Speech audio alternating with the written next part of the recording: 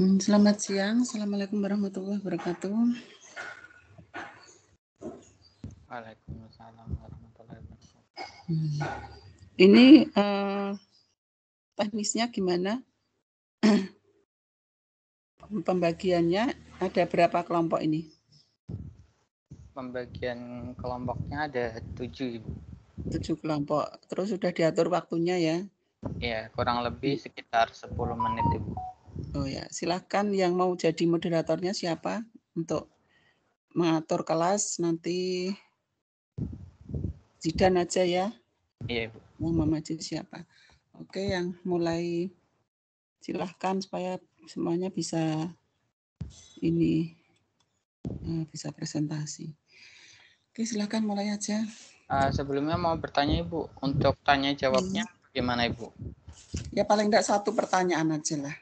Oh, baik. Waktunya tergantung lihat waktunya, makanya di ini ya, dicek waktunya. Baik, Ibu.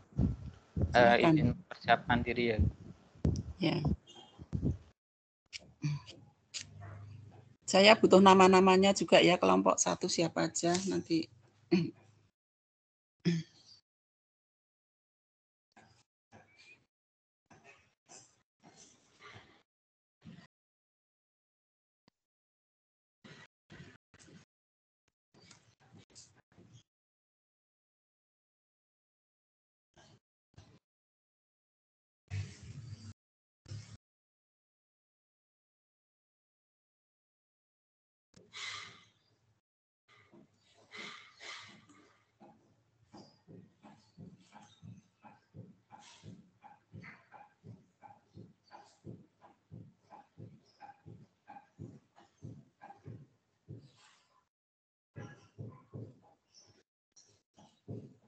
Mungkin saya buka dulu aku moderator. Bismillahirrahmanirrahim. Assalamualaikum warahmatullahi wabarakatuh. Waalaikumsalam warahmatullahi wabarakatuh. Yang terhormat Tudias Rini selaku dosen pengampu dari mata kuliah biofisika dan teman-teman yang sedang berbahagia. Pada pagi hari ini kita akan mempresentasikan hasil diskusi kita yang berkaitan dengan mekanisme maupun aplikasi dari biofisika dalam makhluk hidup, utamanya pada hewan. Yang pertama yang akan mempresentasikan terlebih dahulu yaitu dari kelompok 6 yang akan dipresentasikan oleh saya. Oke, langsung saja saya mulai. Untuk durasi waktu presentasinya sekitar 10 menit. Nanti pada 3 menit terakhir dan 1 menit terakhir akan saya beritahukan, mungkin kecuali untuk kelompok saya. Lalu untuk sesi tanya jawab, nanti mungkin coba untuk satu penanya terlebih dahulu. Mungkin nanti jika ada lebih waktu, saya kembalikan ke Butias untuk penggunaan waktu tersebut. Mungkin langsung saja saya mulai. Assalamualaikum warahmatullahi wabarakatuh. Yang terhormat dia selaku dosen pengampu dari mata kuliah biofisika dan teman-teman yang berbahagia, izinkan kami dari kelompok 6 untuk mempresentasikan hasil diskusi kami mengenai gaya aerodinamika pada burung. Anggota kami antara lain sebagai berikut. Mungkin langsung saja kita next. Poin-poin pembahasan yang akan kami sajikan diantaranya ada pengertian gaya aerodinamika, mekanisme burung terbang, proses fisika ketika burung terbang, mekanisme gaya aerodinamika ketika burung terbang, dan faktor yang mempengaruhi kecepatan burung terbang. Pengertian gaya aerodinamika. Aerodinamika dapat diartikan sebagai ilmu pengetahuan mengenai akibat-akibat yang ditimbulkan udara atau gas-gas lain yang bergerak. Aves atau burung merupakan hewan vertebrata yang memiliki bulu. Bulu yang menutupi seluruh bagian luar dari burung disebut bulu kontur yang berperan bagi aerodinamika dari sayap burung agar dapat terbang. Next. Mekanisme burung terbang.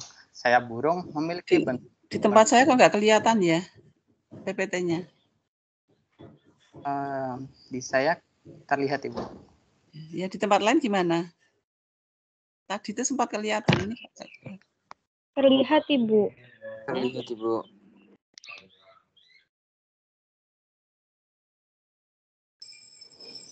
Gimana Ibu, apakah bisa saya lanjutkan?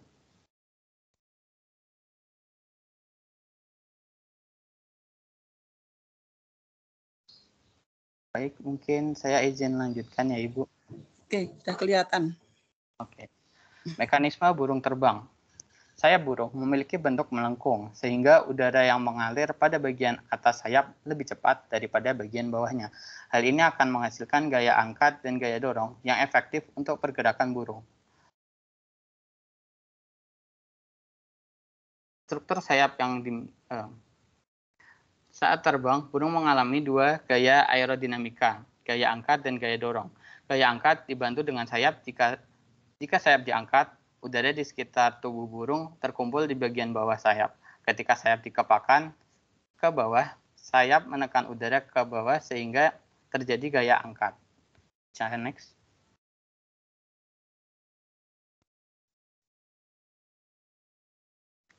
Mekanisme gaya burung. Sayap burung memiliki bentuk melengkung, sehingga udara yang mengalir pada bagian atas sayap lebih cepat daripada bagian bawahnya. Hal ini akan menghasilkan gaya angkat dan gaya dorong yang efektif untuk pergerakan burung.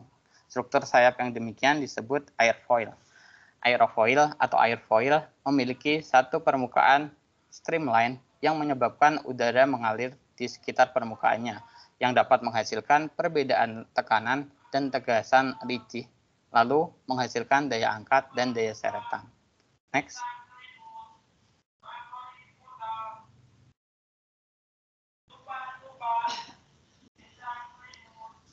Aktivitas terbang melibatkan sistem kardiovaskular, pernafasan, dan metabolisme sel. Di antara otot-otot yang berperan, dua di antaranya merupakan kunci, yaitu otot pectoralis mayor dan supracoracoideus atau pectoralis minor. Otot ini berfungsi membentuk pusat gravitasi yang menstabilkan burung di udara. Pectoralis mayor sendiri berukuran besar yang berfungsi untuk menarik sayap ke bagian bawah, sedangkan pectoralis minor berukuran kecil dan memiliki fungsi untuk mengangkat sayap ke atas. Next.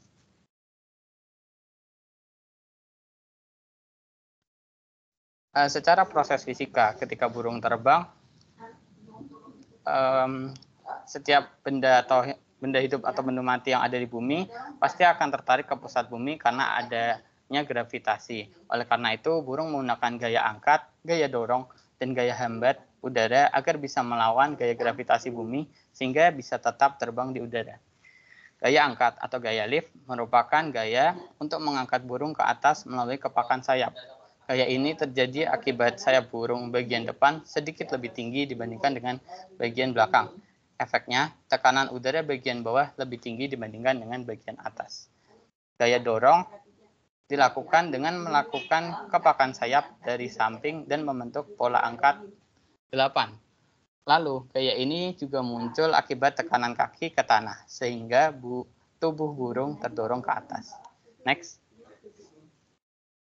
Selanjutnya ada gaya hambat udara atau drag force. Gaya ini dihasilkan dari tumbukan molekul udara dan tubuh burung. Sedangkan yang terakhir ada gaya berat atau wake, yang merupakan gaya yang arahnya ke bawah akibat adanya gaya gravitasi bumi. Keempat gaya ini akan dimanfaatkan burung untuk melakukan berbagai gerakan seperti gerak parasut, parachuting, meluncur atau gliding, gerakan ke depan atau flight, dan membumbung atau soaring. Next. Gaya aerodinamika pada burung terjadi ketika arah yang berlawanan antara tubuh burung dan gas yang ada di udara. Saat sayap berputar dan bagian luar sayap bergerak ke bawah, gaya aerodinamis diarahkan ke depan. Kemudian sayap menghasilkan gaya dorong. Selama gerakan upstroke atau gaya ke atas, bagian luar sayap harus kembali dengan ditarik seminimal mungkin. Lalu burung melipat sebagian sayapnya sehingga mengurangi lebar sayapnya. Kemudian primer terbuka yang memungkinkan lewatnya udara dan mengurangi hambatan lebih lanjut. Next. Sedikit gerakan naik turun di bagian dalam sayap membuat bagian sayap dalam terus memberikan daya angkat dan kurang lebih berfungsi sebagai sayap tetap.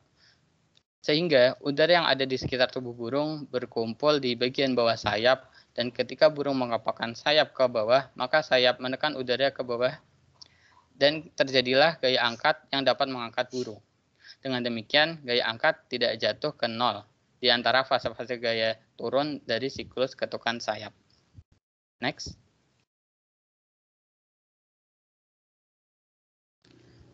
Di antaranya ada beberapa faktor yang memengaruhi kecepatan burung terbang. Yang pertama yaitu adalah kecepatan angin. Tentu angin sangat berpengaruh dalam proses terbangnya burung. Lalu ada suhu, dan yang ketiga ada motivasi terbang. Motivasi terbang yaitu bahwa kecepatan terbang tergantung dari tujuan burung tersebut. Apakah untuk bermigrasi, menangkap mangsa, atau hanya sekedar berpindah dari suatu pohon ke pohon lain. Selanjutnya ada faktor bobot badan. Tentu burung yang memiliki bobot tubuh yang ringan cenderung memiliki kecepatan terbang yang lebih tinggi, dengan catatan jika dibandingkan dengan spesies yang sama. Selanjutnya, faktor kerangka tulang. Burung yang memiliki kerangka tulang lebih kuat memiliki kemampuan terbang lebih cepat jika dibandingkan dengan burung yang tidak memilikinya. Yang terakhir yaitu bulu yang baik. Bulu juga berpengaruh terhadap kecepatan terbang. Bulu sayap dan ekor yang tebal dan kuat dapat membantu burung untuk terbang lebih cepat. Bisa next.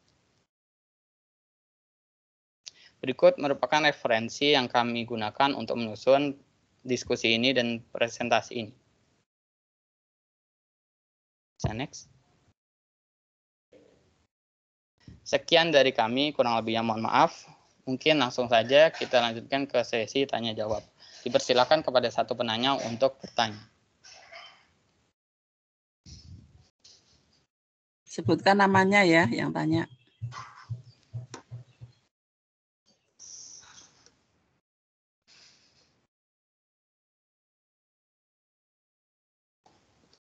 Silakan teman-teman jika ada yang ingin bertanya, bisa mengaktifkan fitur raise hand terlebih dahulu. Atau mungkin langsung on mic jika dipersilakan.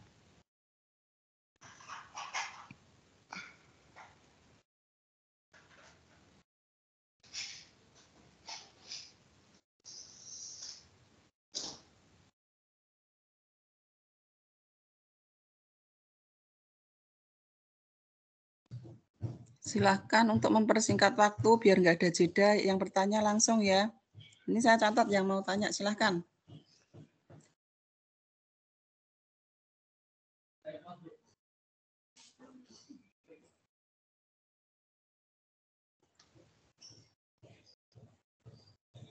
Nah, mungkin sekali lagi apabila ada yang ingin bertanya bisa langsung mengaktifkan fitur raise hand.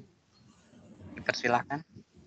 Saya akan memberikan apresiasi bagi yang bertanya, jadi jangan diam aja. Nah, baik, sudah ada. Dipersilakan Dela untuk menyampaikan pertanyaannya. Baik, terima kasih atas kesempatannya. Saya ingin bertanya, tapi mohon maaf kalau semisal agak kurang pas ya. Ini kan membahas tentang burung yang bisa terbang gitu. Tapi yang saya tanyakan tuh pada burung yang justru nggak bisa terbang gitu. Pada aves lain yang dia tuh tidak terbang padahal tetap punya sayap. Itu kira-kira ada perbedaan apa ya?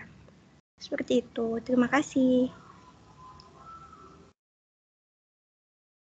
Baik, terima kasih untuk pertanyaannya. Mungkin saya coba jawab terlebih dahulu, nanti teman yang lain bisa menambahkan ya. Jadi memang dari burung ini salah satu faktor yang memengaruhi di antara spesies lainnya itu dari strukturnya. Mungkin ada beberapa burung yang tidak memiliki struktur yang mendukung dia dapat terbang seperti pada penguin. Selain itu juga dia kan tidak memiliki bulu yang seharusnya bisa membantu gaya aerodinamis ini. Ada beberapa faktor lain juga seperti tadi berat tubuh ya. Tapi yang berat tubuh tadi lebih ditujukan kepada spesies yang sama. Lalu kebanyakan burung tuh sebenarnya mungkin bisa terbang ya. Ya contohnya aja ayam, namun tidak bisa dalam waktu yang lama seperti jenis burung yang biasa bermigrasi. Mungkin pada teman-teman apakah ada yang ingin menambahkan? Dipersilakan. Izin menambahkan, apakah suara saya terdengar? Terdengar, Sandra, silakan.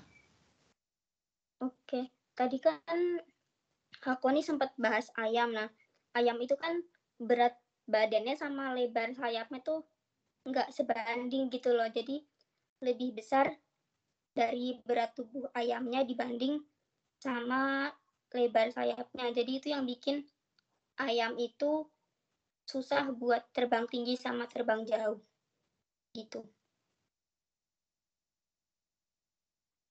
Dipengaruhi juga sama bobot dari burung sama lebar sayapnya, itu mempengaruhi juga.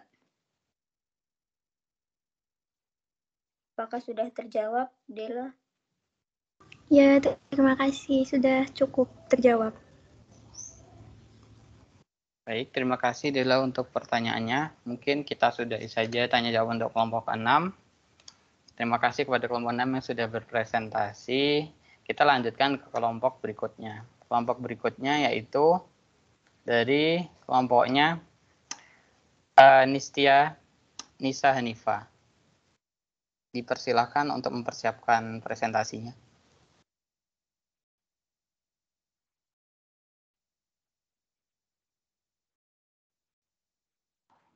Izin share ya Bu, share screen.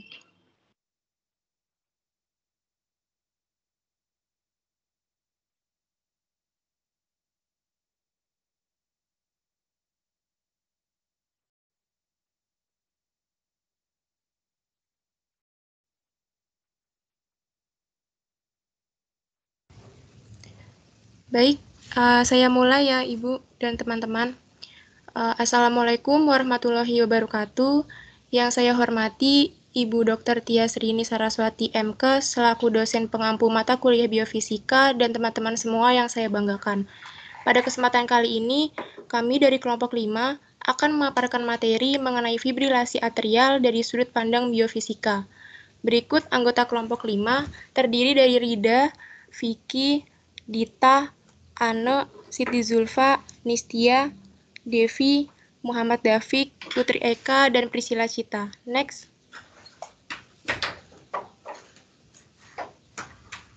Yang pertama yaitu mengenai abstrak. Next.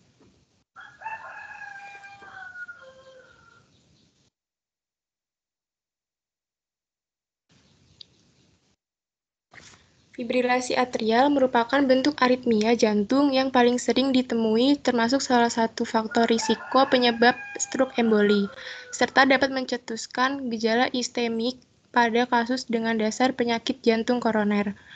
Aritmia jantung ditinjau dari sudut biofisika dipicu oleh adanya gangguan terhadap arus ion, terutama ion K+, yang berperan penting dalam menimbulkan potensial aksi bagi jantung. Mutasi gen S140G dan F141M yang menyebabkan pengaktifan lambat dari saluran ion juga berperan dalam terjadinya FA. Next.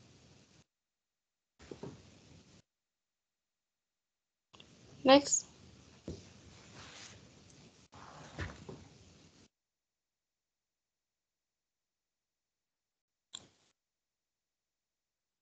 Next. Fibrilasi atrial merupakan kondisi di mana jantung berdenyut tidak beraturan atau sangat cepat. Fibrilasi atrial ini lebih banyak dijumpai pada laki-laki dibandingkan perempuan. Penyebab terjadinya fibrilasi atrium adalah pembesaran atrium akibat gangguan fungsi katup jantung atau gagal jantung, sehingga darah menumpuk di dalam atrium yang berakibat terjadinya dilatasi atrium. Keadaan ini disertai kegagalan fungsi atrium sebagai pompa primer untuk memompakan darah ke dalam ventrikel, sehingga efisiensi pompa ventrikel pun berkurang. Next.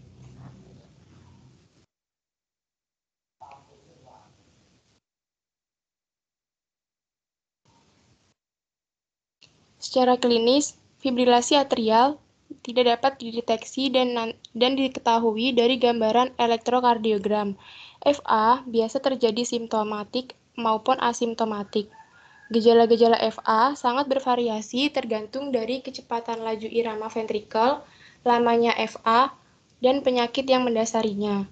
Sebagian kasus diantaranya berdebar-debar, nyeri dada, terutama saat beraktivitas, sesak nafas, cepat lelah, sinkop, atau gejala tromboemboli. FA dapat mencetuskan gejala iskemik pada FA dengan dasar penyakit jantung koroner. Next.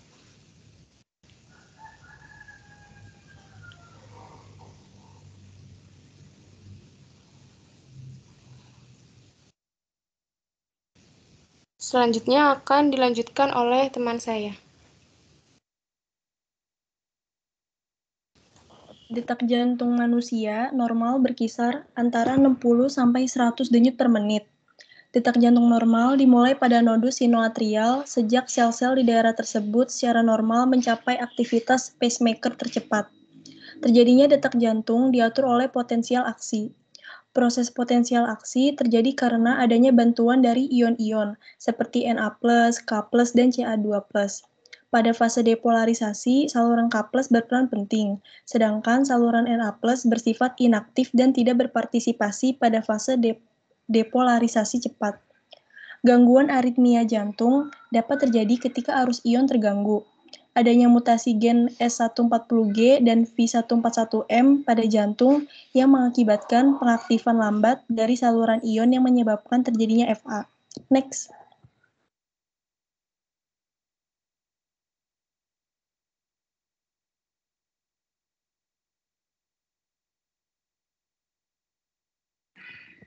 Durasi potensial aksi yang terjadi di miosit mempunyai dua fungsi, yaitu yang pertama, melindungi reeksitasi elektrik dengan menjaga depolarisasi membran. Penghambatan ini menyimpangkan perkembangan jalan konduksi.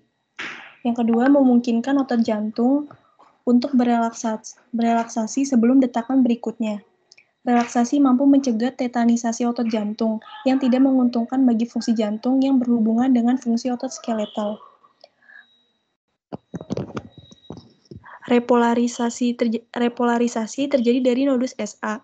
Gelombang tersebut melewati otot atrium dan nodus AV, di mana konduksi melambat secara progresif dari atrium ke nodus sentral, sekitar 0,01 sampai 0,05 mV per detik, sebelum menjadi sedikit cepat melewati bagian akhir nodus. Setelah gelombang tersebut mencapai ikatannya, cabang dari ikatannya, dan serat Purkinje, perambatannya menjadi sangat cepat melewati otot ventrikel, sekitar 0,3 sampai 1 mV per detik. Next.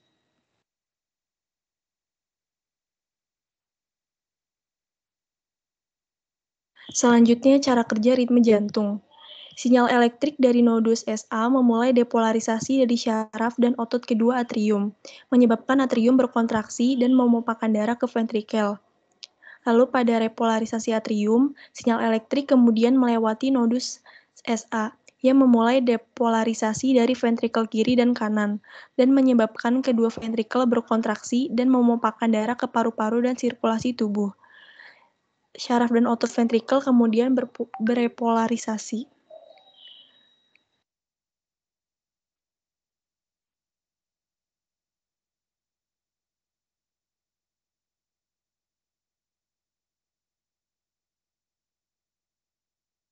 Syaraf dan otot jantung dapat dianggap sebagai sumber tertutup elektrik di konduktor elektrik.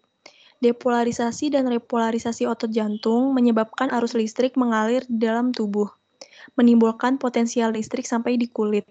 Dengan alat elektrokardiogram, dapat dilakukan perekaman potensial listrik di antara dua titik yang terletak di berbagai lokasi di permukaan tubuh. Next.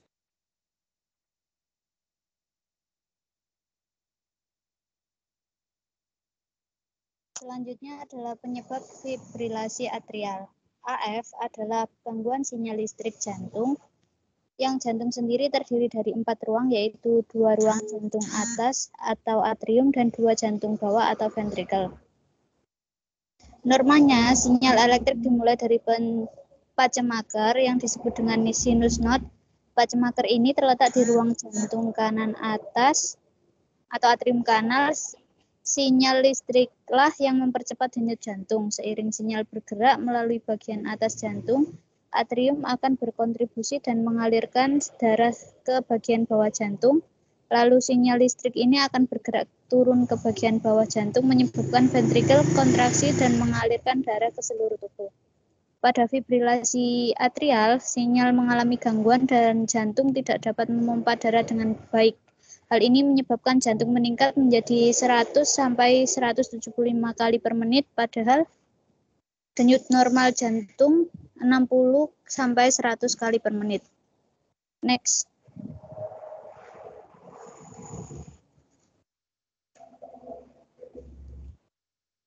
Selanjutnya ada diagnosis fibrilasi atrial. Diagnosis fibrilasi atrial dapat dilakukan dengan elektrokardiogram atau EKG dengan melihat aktivitas listrik jantung yang menjadi tidak teratur pada penderita atrial fibrilasi. Yang kedua ada Holter monitor, EKG portable yang dapat merekam aktivitas listrik jantung selama 24 jam atau lebih. Yang ketiga ada EKG treadmill, yaitu tes EKG yang dilakukan saat pasien berjalan atau berlari di atas mesin treadmill. Yang keempat ada foto ronsen dada. Yang kelima ada eko jantung. Dan yang keenam ada tes darah. Next.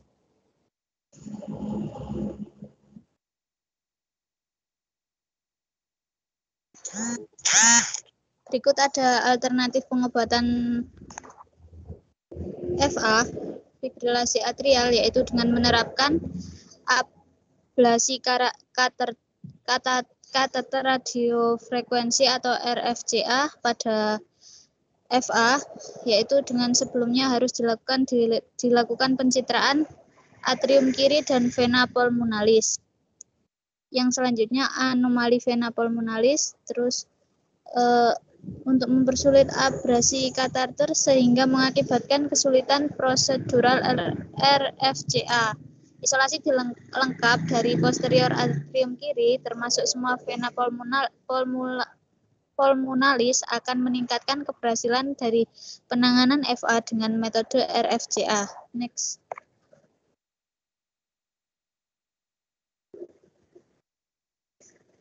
Berikut kesimpulan dari jurnal presentasi yang kita, yaitu AF atrial fibrillation adalah gangguan sinyal listrik jantung yang jantung sendiri terdiri dari 4 ruang, yaitu atrium, 2 ventricle. Fibrilasi atrium merupakan aritma jantung yang paling umum berkelanjutan dan merupakan faktor resiko kematian yang paling sering dan dapat mencetus gejala iskemik pada kasus dengan dasar penyakit jantung koroner. Pada fibrilasi atrium terjadi depolarisasi yang menyebar ke segala arah di atrium. Walaupun gelombang depolarisasi tersebut kecil dan lemah, beberapa di antaranya memiliki polaritas yang berlawanan sehingga saling meniadakan. Jika AF terjadi, penderita harus mendapat penanganan yang tepat dan segera dari para ahli. Next. Berikut jurnal yang kami gunakan. Selanjutnya saya serahkan kepada moderator. Sekian pemaparan materi dari kelompok 5. Kita langsung masuk ke sesi tanya jawab. Jika ada pertanyaan, silakan menggunakan fitur raise hand atau bisa langsung on mic.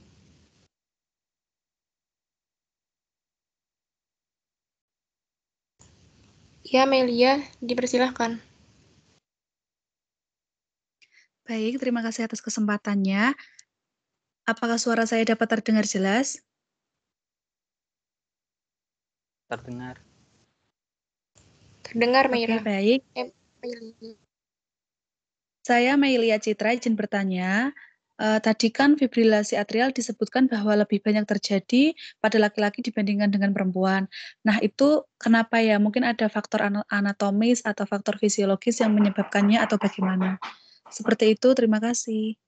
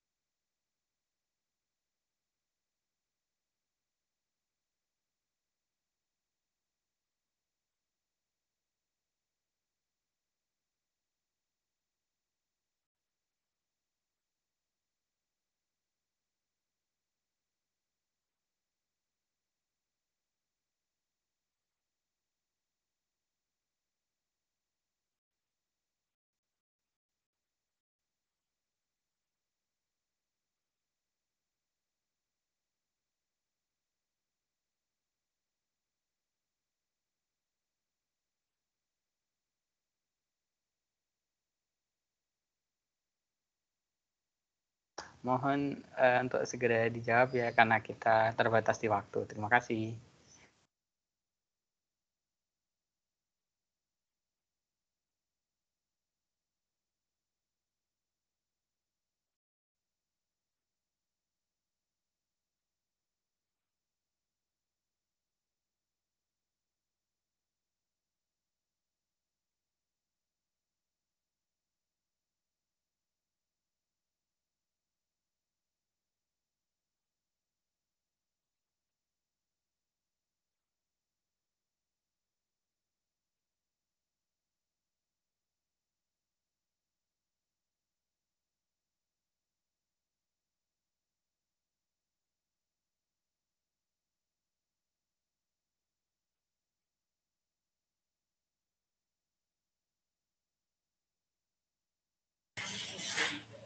Ini segera dijawab. Ini banyak orang tuh ya. Tadi ada berapa ini?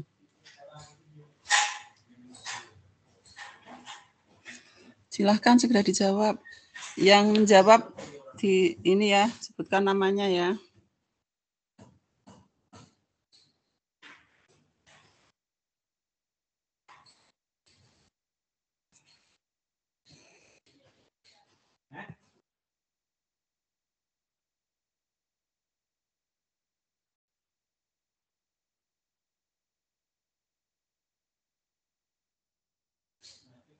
Oke, kalau enggak ada yang jawab, silahkan lanjut ke kelompok lain aja. Baik, mungkin untuk pertanyaannya nanti bisa dijawab lewat kolom chat ya, karena kita terbatas waktu. Terima kasih untuk kelompok 5 atas presentasinya. Kita langsung lanjut saja ke kelompok berikutnya. Selanjutnya ada dari kelompok 4. Kepada kelompok 4, waktu dan layar dipersilahkan. Persilahkan untuk mempersiapkan diri. Baik, terima kasih moderator. Silakan kepada Indira Budi Afsari.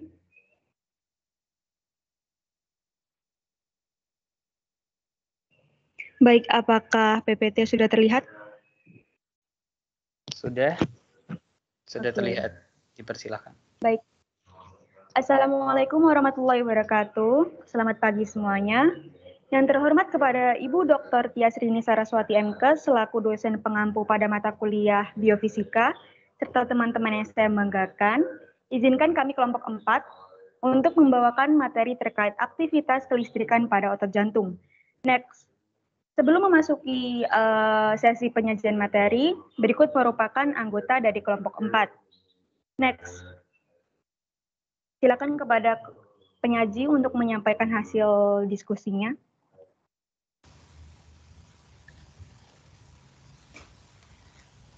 Oke, saya ambil alih di sini. Pertama kami akan menjelaskan tentang struktur jantung.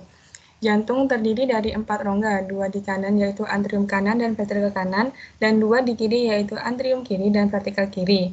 Pada permukaan luar, antrium dan vertikal terpisahkan oleh sulcus coronarius, sementara kedua vertikal dipisahkan oleh sulcus longitudinalis anterior di bagian depan dan sulcus longitudinalis posterior di bagian belakang. Fascies cordis dibentuk oleh antrium kiri dan sebagian kecil antrium kanan bagian belakang. Next.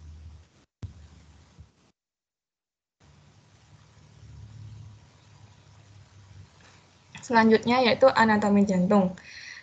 Pertama, anatomi luar. Nah, jantung ini memiliki 3 lapisan, yaitu perikardium lapisan luar, miokardium lapisan tengah, dan endokardium lapisan dalam. Perikardium sendiri merupakan otot jantung khusus yang dikelilingi oleh membran yang berada pada jantung.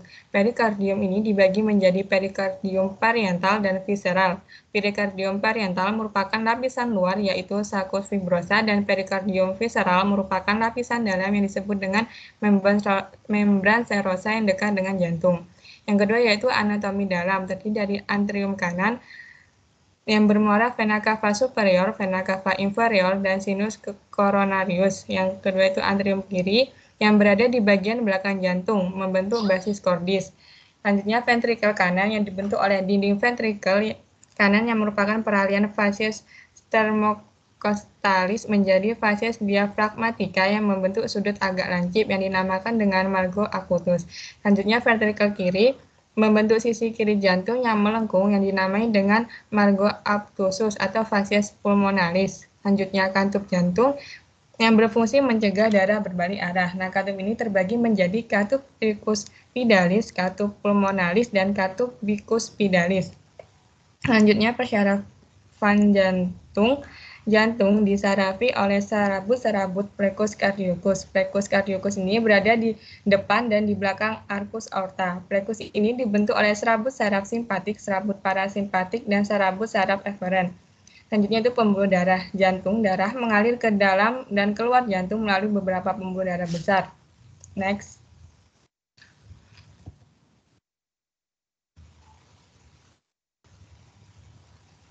Selanjutnya, fisiologi jantung.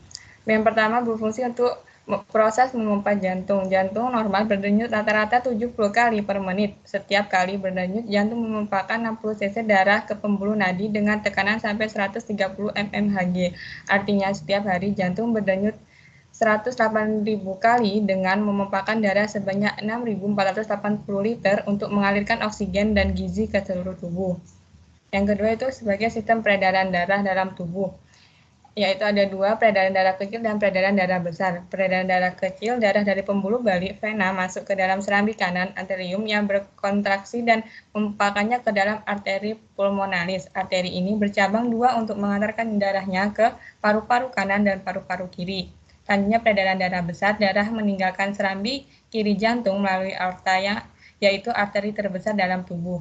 Aorta ini bercabang menjadi arteri kecil yang mengalirkan darah ke berbagai bagian tubuh. Next. Kemudian kita membahas struktur otot jantung. Secara dari struktur jantung terdiri dari garis yang biasa disebut dengan lurik otot. Pola ultrastrukturnya juga mirip dengan otot lurik. Sehingga apabila dilihat secara mikroskopik terlihat jelas terdapat sel bercabang, berhubungan bebas dan membentuk jaringan kompleks 3 dimensi yang disebut otot jantung. Berdasarkan anatominya, otot-otot jantung berada di lapisan miokardium, yakni berada di lapisan tengah atau lapisan inti dari jantung yang paling tebal. Fungsinya sendiri untuk kontraksi jantung. Sel otot jantung memiliki karakteristik yang tidak biasa, yang sebagian besarnya dimiliki oleh membran sel atau sarkolema. Untuk memompa darah secara efektif, otot jantung harus berkontraksi sebagai unit tunggal. Agar otot jantung berkontraksi secara stimulan, jantung berkontraksi tanpa menggunakan jaringan saraf yang banyak. Sehingga apabila terdapat kontraksi, maka impuls akan dihantarkan dari sel ke sel melalui diskus interkalaris. Pada setiap sel miokardium, membran sel miokardium di dekatnya terlipat rumit dan area di sekitarnya tersambung kuat. Area ini disebut diskus interkalaris. Tempat dipolarisasi dihantarkan secara cepat dari sel ke sel berikutnya. Next.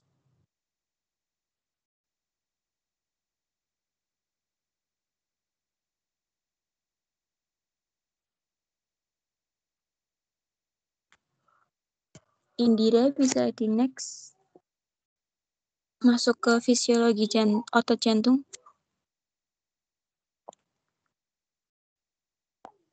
Ya. Fisiologi jantung. Yang pertama kita membahas fungsi umum otot jantung. Ada 4. Yang pertama, sifat ritmisitas atau otomatis, yakni secara potensial berkontraksi tanpa adanya rangsangan dari luar. Yang kedua, mengikuti hukum gagal atau tuntas, yakni impuls dilepas mencapai ambang batas. Rangsangan otot jantung maka seluruh jantung akan berkontraksi secara maksimal. Yang ketiga, tidak dapat berkontraksi tetanik. Yang keempat, kekuatan kontraksi dipengaruhi oleh panjang awal otot. Yang kedua, ada metabolisme otot jantung. Seperti pada otot rangka, otot jantung juga menggunakan energi kimia untuk berkontraksi. Energi terutama berasal dari metabolisme asam lemak dalam jumlah yang lebih kecil dari metabolisme zat gizi, terutama laktat dan glukosa. Proses metabolisme ini adalah aerobik yang membutuhkan oksigen. Next.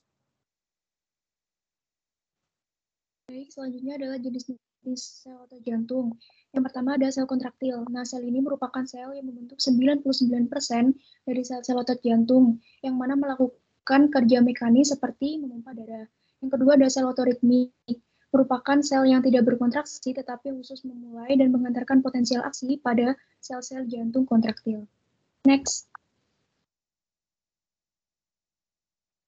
Nah, sel otoritmik ini dapat ditemukan pada beberapa lokasi. Yang pertama ada nodus sinoatrial, merupakan suatu daerah kecil khusus di dinding atrium kanan dekat pintu masuk vena cava superior. Kemudian yang kedua ada nodus atrioventrikuler, merupakan suatu berkas kecil sel-sel otot jantung khusus yang terdapat pada dasar atrium kanan dekat septum, tepat di atas pertemuan atrium dan ventrikel. Kemudian yang ketiga ada berkas His, merupakan suatu sel-sel neuron khusus yang berasal dari nodus AV dan masuk ke septum antar ventrikel. Kemudian yang keempat ada left bundle branch dan right bundle branch yang merupakan percabangan dari bundle of His ke kiri dan ke kanan. Yang kelima ada serat Purkinje, merupakan serat-serat halus terminal yang menjulur ke seluruh miokardium ventrikel seperti ranting dari suatu percabangan pohon. Next.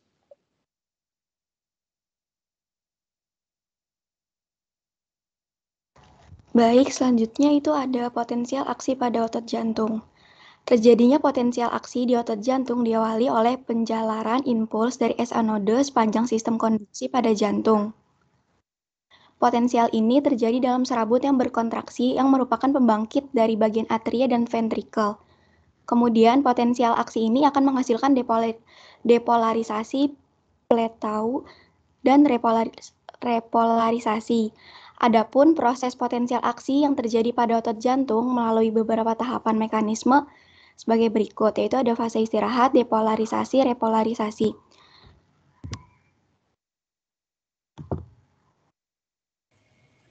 Selanjutnya adalah kontraksi otot jantung. Pada keadaan normal, impuls jantung dimulai dari SA node yang menimbulkan rangsangan, sehingga menyebabkan jantung terkontraksi. Selanjutnya, dari SA node impuls dilanjutkan ke simpul atrioventrikular atau AV node, yang terletak pada dinding yang membatasi serambi kanan dan bilik kanan. Simpul ini berfungsi menghantarkan impuls dari serambi ke bilik. Impuls dari simpul AV node kemudian diteruskan ke seluruh bilik melalui berkas His. Pada ujung berkas His terdapat banyak cabang. Cabang-cabang ini disebut serat Purkinje. Serat-serat Purkinje bertugas meneruskan impuls dari berkas His ke seluruh bilik otot bilik. Bilik kemudian berkontraksi sehingga darah dipompa.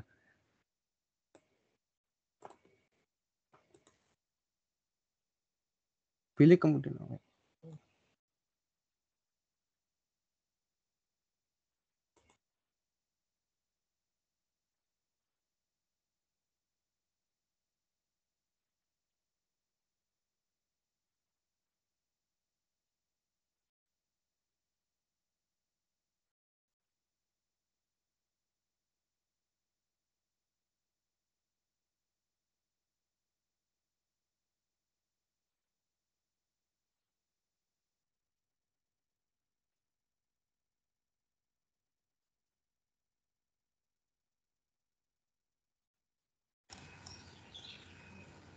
akan saya lanjutkan. Jantung ini secara berselang-seling berkontraksi untuk mengosongkan isi jantung dan berelaksasi untuk mengisi darah.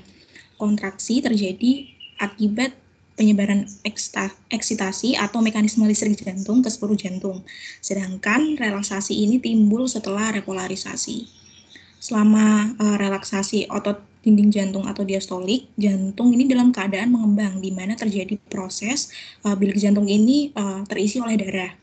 Fase pengisian ini mulai terjadi pada akhir diastolik, di mana katup mitralis dan tricuspidalis ini terbuka karena tekanan pada ventrikel lebih rendah daripada tekanan atrium. Kemudian terjadi pengisian cepat sekitar 0,15 sampai 0,2 detik pada ventrikel, kemudian disusul pengisian lambat sekitar 0,2 detik akibat ventrikel telah mengalami distensi atau pembesaran. Pada pengisian cepat sekitar 60-75% darah masuk ke ventrikel, sedangkan pengisian lambat hanya sekitar 20% dari volume air ventrikel. Denyut jantung yang dimulai pada nodus sinoatrial ini terjadi pada fase pengisian lambat. Eksitasi disebarkan ke atria hingga memberi gambaran gelombang P. Kontraksi atria ini akan menyebabkan meningkatnya volume ventrikel 5-15% pada denyut jantung istirahat, 25-40% bila denyut jantungnya cepat. Kontraksi atrium ini menyebabkan gelombang akibat naiknya tekanan atrium kanan antara 4-6 mm raksa, sedangkan tekanan atrium kiri naik sebesar 7-8 mm raksa. Pada beberapa individu, suara jantung 4 dapat terdengar akibat kontraksi atrium tersebut. Depolarisasi akan mencapai ventricle sebelum puncak kontraksi atrium sehingga mengalami kompleks QRS. Selama fase pengisian ini tekanan aorta terus menurun. Boleh di next? Selanjutnya adalah elektrokardiografi. Elektrokardiografi merupakan alat diagnostik yang digunakan untuk mendeteksi aktivitas kelistrikan pada jantung berupa grafik yang merekam perubahan listrik pada jantung yang kemudian dihubungkan dengan waktu. Pada gelombang sinyal EKG nantinya akan terlihat gelombang yang biasa disebut sebagai gelombang P, Q, R, S, dan T yang dapat dilihat pada gambar di samping. Fungsi dari elektrokardiografi ini untuk mengetahui jika terjadi kelainan irama pada jantung, mengetahui kelainan otot jantung, menilai fungsi jantung, memperkirakan adanya pembesaran jantung, dan juga pengaruh efek obat-obat jantung. Ya, selanjutnya adalah teknik-teknik elektrokardiografi. Yang pertama ada standar clinical ECG. Teknik ini digunakan untuk menganalisa pasien. Selanjutnya ada vektokardiogram. Teknik ini menggunakan 3 elektroda yang ditempatkan pada titik-titik tubuh tertentu. Teknik ini menggunakan pemodelan potensian tubuh vektor 3 dimensi dengan menggunakan sandapan buku bipolar atau Einthoven. Dari sini akan dihasilkan gambar grafis dari eksitansi jantung. Yang ketiga itu ada monitoring ECG atau elektrokardiogram. Teknik ini menggunakan 1 atau 2 elektroda yang ditempatkan pada titik-titik tubuh tertentu. Teknik ini digunakan untuk memonitor pasien dalam jangka panjang. Next. Baik, yang selanjutnya adalah deteksi kelainan kerja jantung dengan analisa gelombang QRS pada elektrokardiografi. Kompleks QRS ini merupakan presentasi dari depolarisasi otot ventricle dan berikut merupakan tahapan-tahapannya, yaitu pengambilan data sinyal, pengolahan sinyal, filtering, deteksi tepi, analisa hasil deteksi. Next, selanjutnya adalah pengambilan data sinyal. Pengambilan data sinyal ini diambil dengan pengambilan gambar pada beberapa pasien pengidap jantung. Yang selanjutnya adalah pengolahan sinyal. Pengolahan sinyal ini untuk memilah antara data dengan noise. Next, filtering ini untuk mengatasi noise sehingga dapat memperbaiki kualitas dari gelombang QRS. Yang selanjutnya adalah deteksi tepi. Deteksi tepi ini merupakan langkah awal untuk melakukan segmentasi sinyal. Ini menggunakan analisa deteksi puncak tiap gelombang yang mewakili PQRST. Next, analisa hasil deteksi sinyal. Next, analisa. Motong ya. Okay.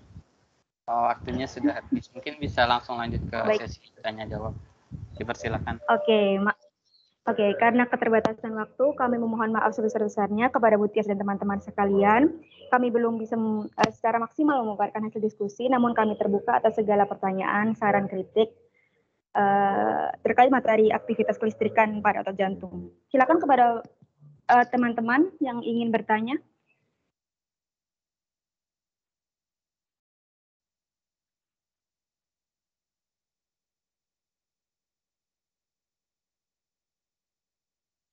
Baik, sepertinya belum ada. Kepada moderator untuk mempersingkat waktu, apakah bisa di-keep dulu pertanyaannya atau mungkin bisa nanti diketik di room chat atau di WA grup saja gitu. Bagaimana, moderator? Mungkin kita utarakan pertanyaan dulu saja. Aku kebetulan ada pertanyaan, nanti bisa langsung dijawab di chat aja. Saya izin bertanya. Terima kasih. Saya Abdullah Jidan Afani izin bertanya. Kan tentu jantung ini ada istilahnya ada sangkut pautnya dengan saraf yang merupakan kelistrikan dalam tubuh gitu. Nah, apabila seseorang tersetrum, itu kadang ada kerusakan pada sarafnya. Walaupun itu nggak selalu terjadi ya. Nah, apabila terjadi kerusakan pada saraf tersebut, misalnya aja kayak melemahnya detak jantung atau mungkin gangguan saraf lainnya, apakah bisa disembuhkan? Dan apabila disembuhkan, apakah penyembuhan tersebut dapat dilakukan secara permanen atau mungkin dapat kambuh kembali? Mungkin itu saja sih pertanyaan dari saya. Terima kasih. Mungkin langsung saya terima kasih. Baik, terima kasih semuanya. Oke, sebelumnya mohon maaf jika tadi waktunya tidak langsung saya cut. Saya akan coba lebih adil ke depannya. Baik, langsung aja kita lanjut ke kelompok berikutnya. Kelompok ketiga ya.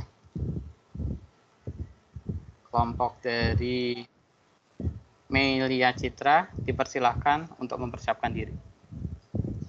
Oke, izin share screen ya.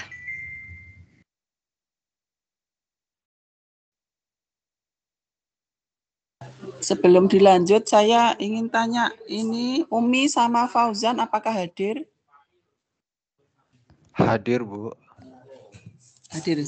Umi? Umi Latifatul. Halo, Umi.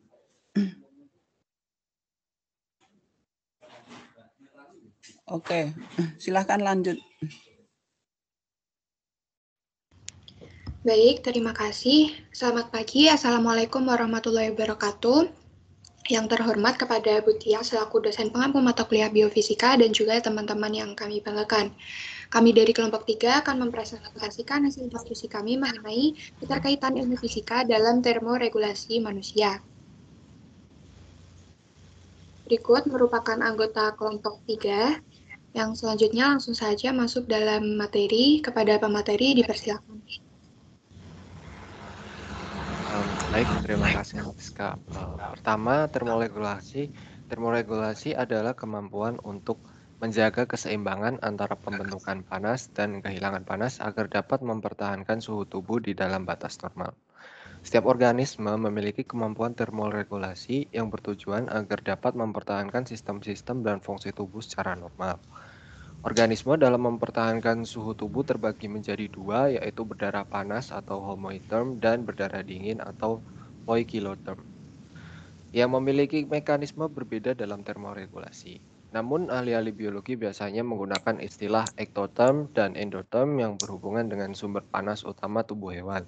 Ektotherm adalah hewan yang panas tubuhnya berasal dari lingkungan atau menyerap panas lingkungan, sedangkan suhu tubuh hewan ektotherm cenderung berfluktuasi tergantung pada suhu lingkungan. Termoregulasi ini erat kaitannya dengan fisika, yaitu prinsip-prinsip termodinamika. Akan dijelaskan di next slide. Sedangkan dalam pengaturan tubuh hewan, hewan mengatur panas yang diterima melalui beberapa mekanisme. Mekanisme perubahan panas tubuh hewan dapat terjadi dengan 4 proses, yaitu konduksi, konveksi, radiasi, dan evaporasi yang akan dijelaskan di slide berikutnya juga. Next.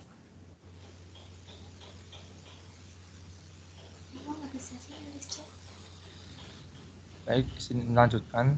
Ini adalah pendalaman hipotalamus, terletak dari ventral ke talamus di dasar otak, dan bersama-sama mereka membentuk wilayah di ensefalon dari sistem saraf pusat.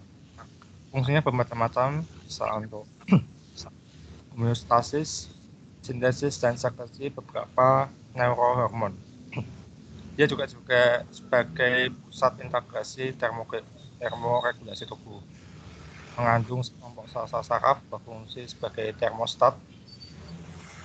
Ketika suhu tubuh di kisaran normal, termostat akan menghambat mekanisme kehilangan panas dan mengaktifasi penghematan panas dengan menyempitkan pembuluh darah, penegakan bulu rambut, dan merangsang mekanisme-mekanisme penghasil panas. Next. Baik, ini adalah gambar untuk pendukung dalam penjelasan hubungan hipotalamus dengan termoregulasi. Next.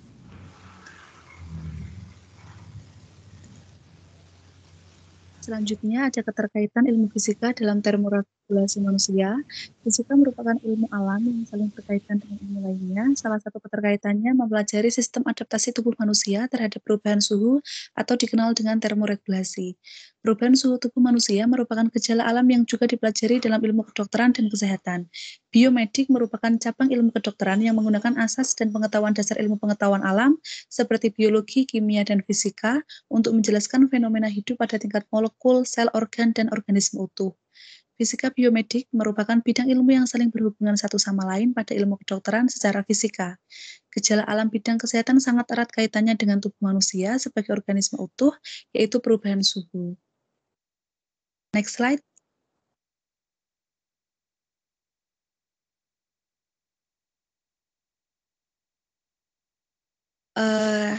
Jaringan tubuh sangat peka terhadap pengaruh suhu. Jaringan yang menyimpang banyak dari suhu 37 derajat Celcius. Oleh karena itulah tubuh berusaha mempertahankan suhu tubuhnya meskipun suhu lingkungan banyak berubah. Hal ini dipengaruhi dengan menjaga keseimbangan antara panas yang hilang dari tubuh dengan panas yang diperoleh tubuh yang berasal dari perubahan yang terjadi di dalam tubuh sendiri yang diterima dari luar. Pembuangan panas, terutama lewat kulit dan saluran pernafasan, dapat berlangsung dengan penghantaran langsung oleh jaringan-jaringan tubuh. Kulit melepaskan panas dengan cara pemancaran atau radiasi, konveksi, ataupun penghantaran atau konduksi bila keadaan memungkinkan. Next slide.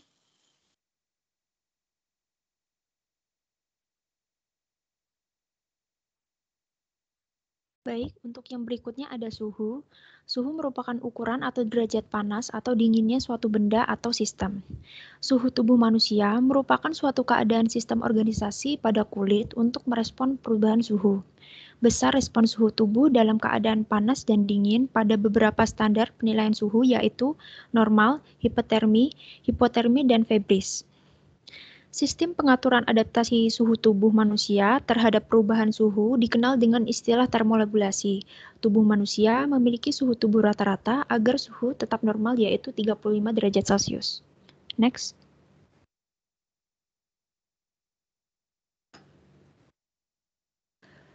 Suhu rata-rata tubuh manusia dapat diukur dengan mengetahui setiap bagian tubuh melalui kulit dengan menggunakan metode tersebut. Untuk temperatur kulit rata-rata sama dengan 0,07 temperatur kepala ditambah 0,14 temperatur lengan ditambah 0,5 temperatur tangan ditambah 0,07 temperatur kaki ditambah 0,13 temperatur betis ditambah 0,09 temperatur paha dan 0,35 temperatur batang tubuh.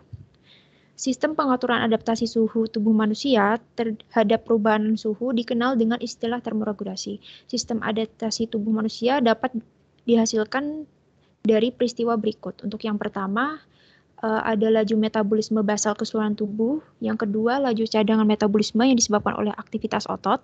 Yang ketiga, metabolisme tambahan akibat pengaruh epinefrin, neonefrin, dan rangsangan saraf simpatis pada sel. Dan yang terakhir, metabolisme tambahan akibat peningkatan aktivitas kimiawi dalam sel itu sendiri, terutama saat suhu tubuh menurun.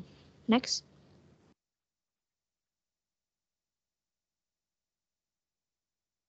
Baik, saya izin melanjutkan. Yang selanjutnya ada kalor, di mana kalor adalah jumlah energi yang dipindahkan dari suatu benda ke benda lain akibat perbedaan suhu antara keduanya. Jadi pengertian ini mengandung dua komponen dasar dari kalor, yaitu adanya perpindahan energi termal dan harus ada perbedaan suhu. Kemudian bila dua benda memiliki suhu yang sama, maka tidak mungkin terjadi perpindahan energi termal. Nah, kemudian dalam sistem organ tubuh manusia ini terdiri dari jaringan dan organ yang tersusun dari sel penyusun masing-masingnya untuk melakukan metabolisme dalam tubuh dengan baik, di mana suhu tubuh panas merespon tubuh untuk melakukan metabolisme agar dapat mempertahankan derajat keseimbangan. Kemudian penurunan dari suhu tubuh ini dapat terjadi melalui kulit, yaitu dengan pemuaian pembuluh darah dan melalui keringat, melalui saluran ekskresi dan juga pencernaan. Next. Nah, kemudian tubuh manusia ini memerlukan kalor untuk menaikkan suhu tubuh yang dihitung dengan rumus sebagai berikut. Next.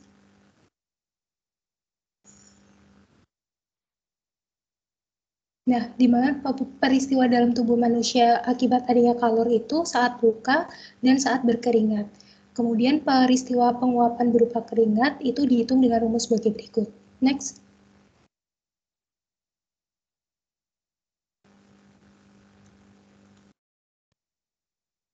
Yang selanjutnya ada perpindahan kalor yang akan dibagi menjadi 4, yaitu radiasi, konduksi, evaporasi, dan konveksi. Yang selanjutnya akan dijelaskan satu persatu.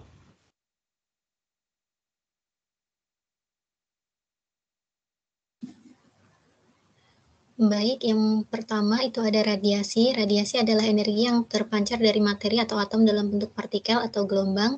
Dalam fisika, radiasi mendeskripsikan setiap bagian di mana energi melakukan usaha melewati media atau melewati ruang dan kesudahannya diresap oleh benda lain.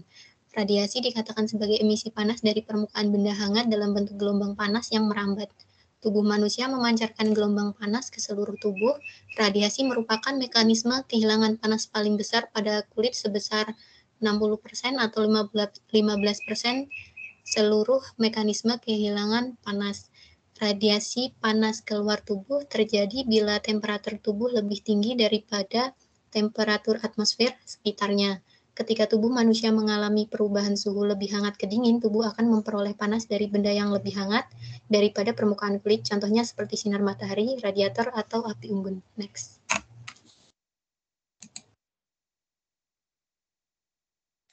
Konduksi. Selanjutnya adalah konduksi. Konduksi adalah perpindahan panas akibat paparan langsung kulit dengan benda-benda yang ada di sekitar tubuh.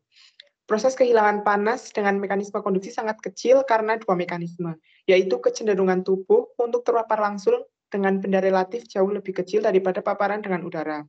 Dan sifat isolator benda menyebabkan proses perpindahan panas tidak dapat terjadi secara efektif terus-menerus. Lanjut.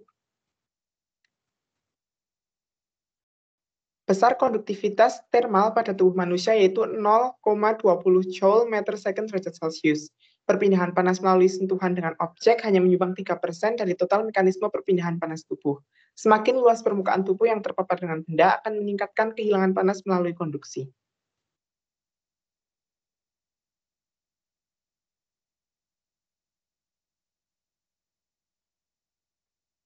Evaporasi merupakan kehilangan panas tubuh melalui penguapan air dari kulit ke udara. Pada saat berkeringat, setiap 1 gram air yang mengalami evaporasi dapat menyebabkan hilangnya panas tubuh sebesar 0,58 kilokalori. Pada kondisi tidak berkeringat, maka evaporasi berlangsung sekitar 450 sampai 600 mili per hari. Hal ini menyebabkan kehilangan panas tubuh terus-menerus dengan kecepatan 12 sampai 16 kalori per jam. Next.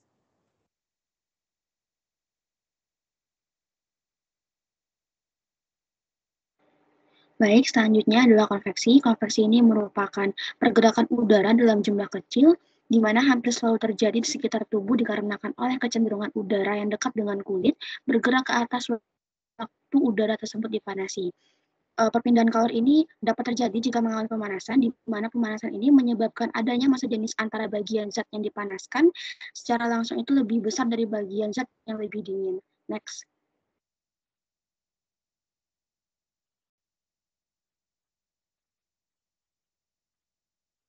Pertukaran panas secara konveksi ini dapat berlangsung kepada media air ataupun udara yang mengenai tubuh. Hal ini terjadi bila terkena aliran air dari kipas angin ataupun bila tubuh bergerak terhadap udara atau air, misalnya seperti bersepeda, ski, atau berenang, dan juga ketika berada dalam air yang mengalir. Konveksi ini juga dapat dirasakan pada saat tubuh terkena pendingin dari angin atau lingkungan, di mana lapisan udara yang berdekatan dengan kulit akan segera digantikan oleh udara baru secara jauh lebih cepat dari keadaan normal, sehingga akan kehilangan panas melalui proses konveksi. Next. Baik, berikut merupakan daftar pustaka yang kami gunakan dalam penyusunan presentasi kali ini. Selanjutnya, apabila ada yang ingin ditanyakan, boleh menggunakan fitur raise hand. Terima kasih.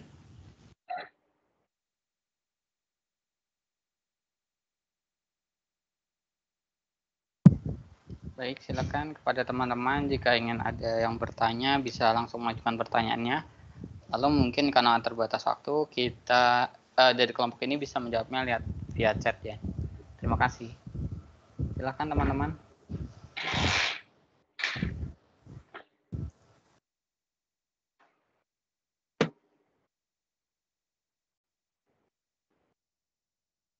Silakan Devisa untuk on mic. Baik, saya Devisa Sabila izin bertanya. Untuk adaptasi terhadap cuaca dingin ini untuk orang-orang yang tinggal di daerah dengan suhu yang dingin dengan suhu yang biasa saja, rata-rata suhu normal manusia itu terdapat perbedaan laju metabolisme nggak? Seperti kan kalau tadi kan berarti dapat disimpulkan kalau pembakarannya kan lebih tinggi karena menghasilkan kalori lebih banyak ya untuk di suhu dingin itu. Apakah ada perubahan struktur tubuh seperti orang-orang yang tinggal di daerah dingin itu cenderung lebih kurus daripada di daerah yang normal seperti itu atau bagaimana? Terima kasih. Oke, terima kasih Devisa atas pertanyaannya. Mungkin setelah ini akan kami jawab via chat ya. Untuk presentasinya kami tutup dulu. Sekian, terima kasih. Wassalamualaikum warahmatullahi wabarakatuh. Waalaikumsalam warahmatullahi wabarakatuh. Terima kasih kepada kelompok 3 untuk presentasinya. Kita langsung saja ke kelompok berikutnya, yaitu dari kelompok 2, yaitu kelompoknya Vanessa Fadela Rizky Kuswanto. Dipersilakan untuk mempersiapkan diri.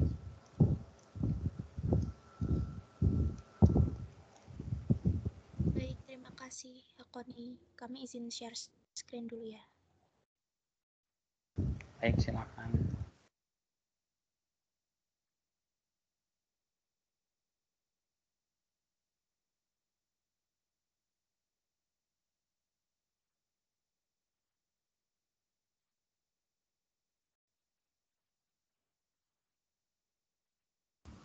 Mohon maaf, apa PPT-nya sudah terlihat? Sudah.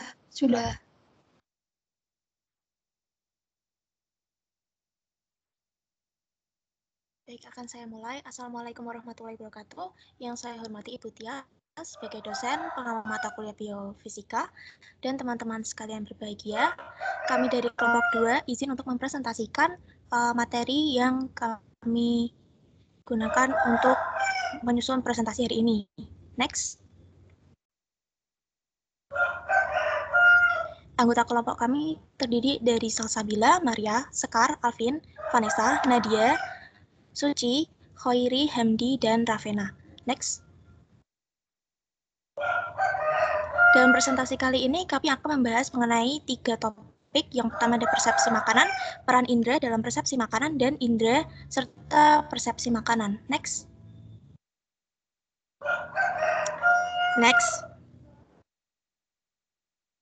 Makanan merupakan suatu aspek yang penting dalam sumber nutrisi manusia, seperti membangun tubuh sebagai sumber energi, berbagai struktural dan fungsi lainnya. Namun, ekspresi atau pengalaman saat mengkonsumsi makanan yang baik memberikan suatu pengalaman yang menyenangkan sistem sensorik, interaksi antara sensorik, sistem indera, dan sistem utama otak. Sehingga pengalaman yang baik akan memberikan kesan yang baik, sedangkan pengalaman yang kurang baik akan memberikan kesan yang kurang baik pula. Next. Persepsi makanan adalah suatu pola pemikiran, intuisi, ataupun gambaran pada tiap individu terhadap makanan sehingga berbeda-beda, mulai dari tekstur makanan, rasa makanan, bau, warna, suhu, penampilan, dan sebagainya yang dapat mempengaruhi psikologis dan sensoris biologis indera manusia seperti penglihatan, pendengaran, sentuhan, penciuman, atau pengecap.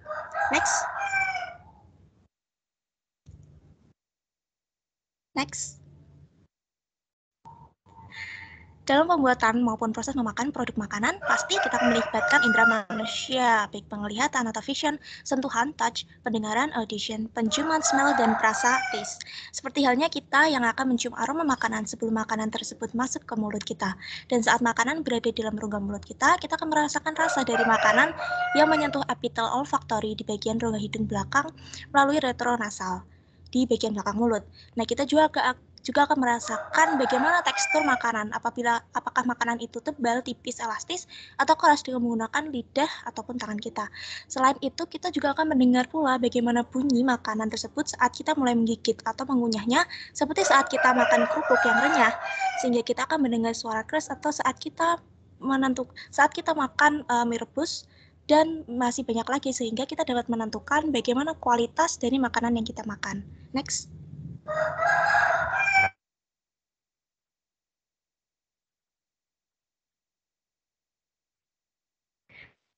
Selanjutnya adalah indera dan persepsi makanan. Next. Yang pertama adalah indera penglihatan.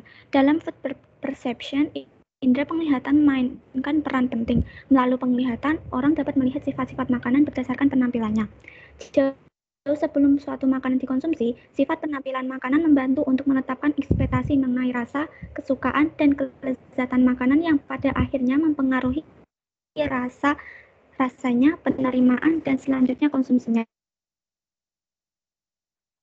Adalah mata. Mata akan menangkap yang memfokuskan bayangan dari luar syaraka yang akan memberi informasi ke otak. Dalam penelitian Pilser tahun 2016, menyelidiki pengaruhnya terhadap skala kesenangan pada makanan, menunjukkan tingkat kesukaan pada makanan mempengaruhi aktivitas respon saraf. Saat peserta diberi pilihan pada dua makanan yang tidak mereka sukai, respon saraf menjadi semakin kuat, terutama pada bagian korteks prefrontal dorsolateral, insula, dan lobus parietal superior. Next.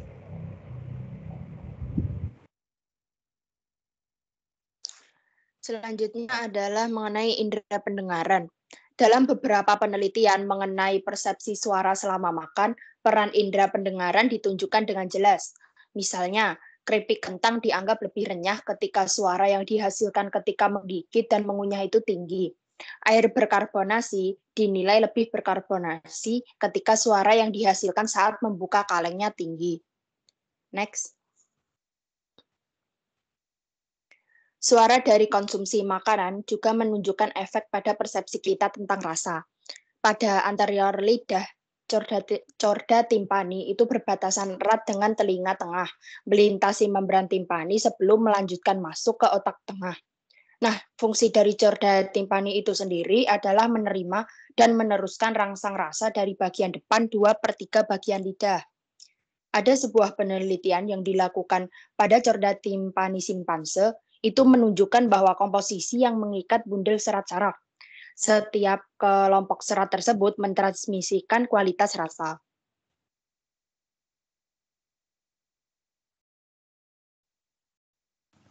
Selanjutnya adalah indera pengecap. Persepsi rasa terjadi ketika orang memasukkan makanan ke dalam mulut.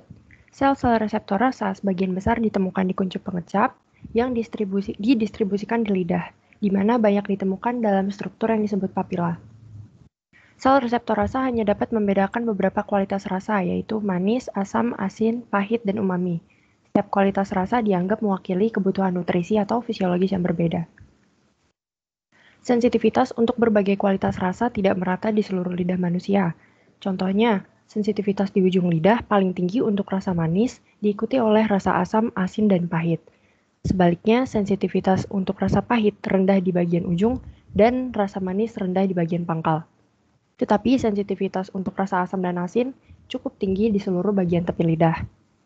Reseptor rasa manis, umami, dan pahit adalah G-protein coupled receptors atau GPCRS, sedangkan reseptor garam dan asam masing-masing adalah saluran ion untuk kation natrium dan hidrogen.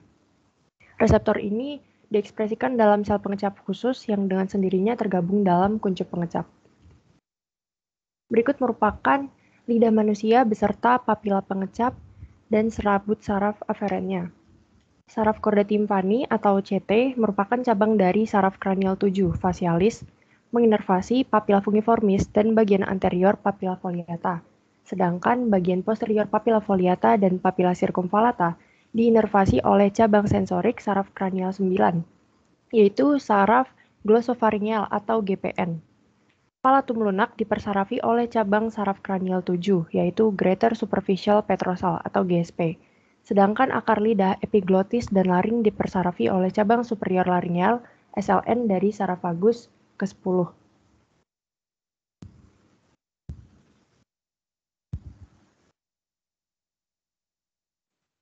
Yang selanjutnya ada indera penciuman. Kenapa indera penciuman dapat mempengaruhi persepsi makanan? Ini dikarenakan senyawa volatil dilepaskan dari makanan selama proses pengunyahan dan mencapai reseptor penciuman secara retronasal, yaitu senyawa akan masuk dari bagian yang mencapai reseptor pada hidung. Setiap satu jenis reseptor akan diekspresikan oleh satu neuron sensorik penciuman, sehingga kerjanya sangat spesifik.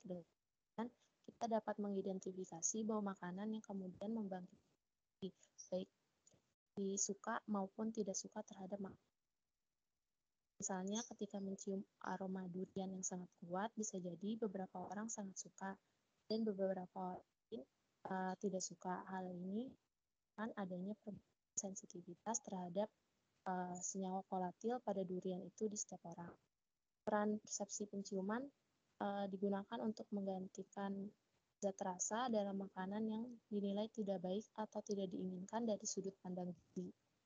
Misalnya gula, garam, MSG digantikan dengan bau.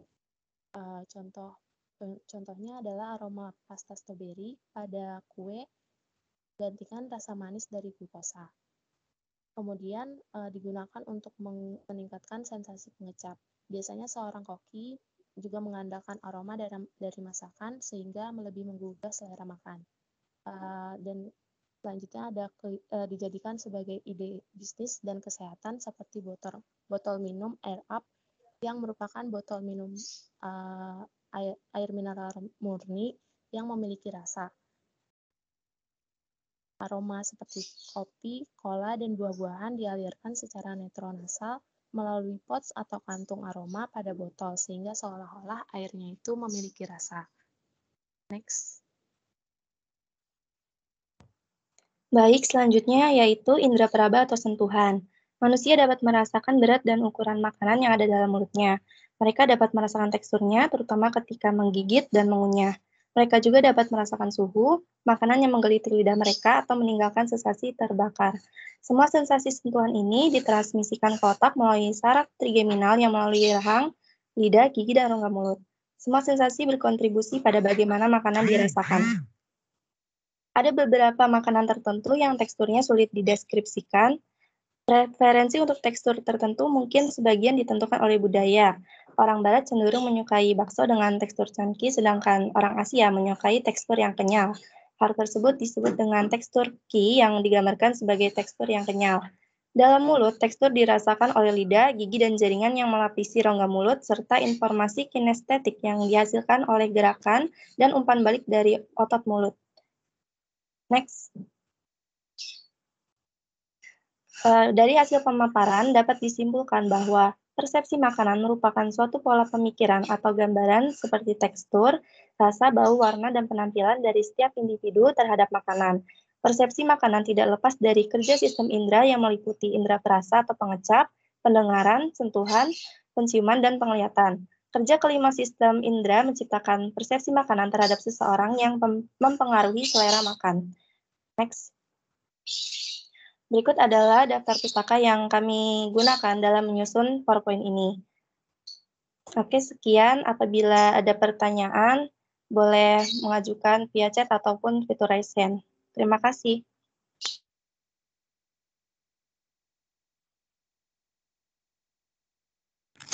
Saya Devi Ras Angeli, izin bertanya.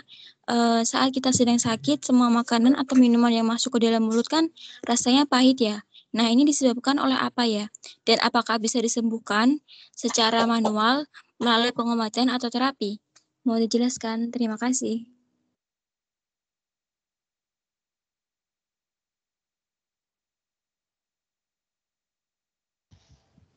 Oke, baik. Terima kasih Devi untuk pertanyaannya. Sebelumnya mohon maaf Ibu karena kita terbatas waktu. Saya izin untuk lanjut ke kelompok berikutnya dan jawabannya akan sama disampaikan melalui chat ya Ibu. Baik, mungkin pada kelompok ini bisa mempersiapkan jawabannya dan kita akan lanjut ke presenter berikutnya, yaitu kelompok 1, kelompoknya Aprilia Ayu Wulandari. Kepada kelompok April dipersilakan untuk mempersiapkan diri.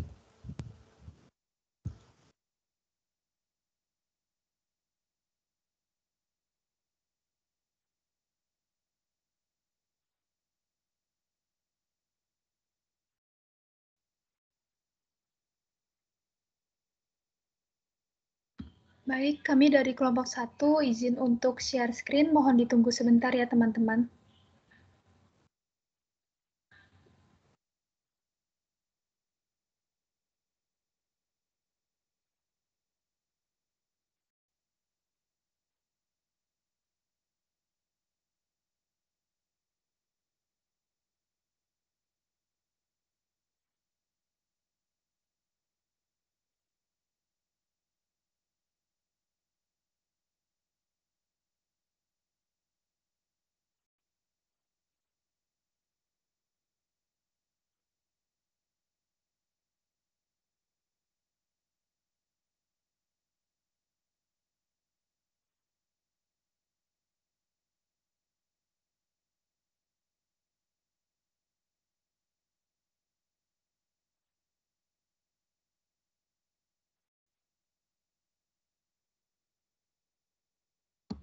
Baik, untuk slide-nya sudah muncul. Mungkin boleh ke slide pertama. Baik, kami izin untuk memulai. Assalamualaikum warahmatullahi wabarakatuh. Kepada yang kami hormati, Ibu Dr. Tias Rini Saraswati MK selaku dosen pengampu mata kuliah Biofisika kelas A, dan kepada teman-teman kelas A sekalian, selamat pagi, salam sejahtera bagi kita semua. Pada hari ini, izinkan kelompok kami untuk mempresentasikan hasil diskusi dengan membawa judul pengaruh suara bising terhadap kesehatan telinga manusia. Boleh di next.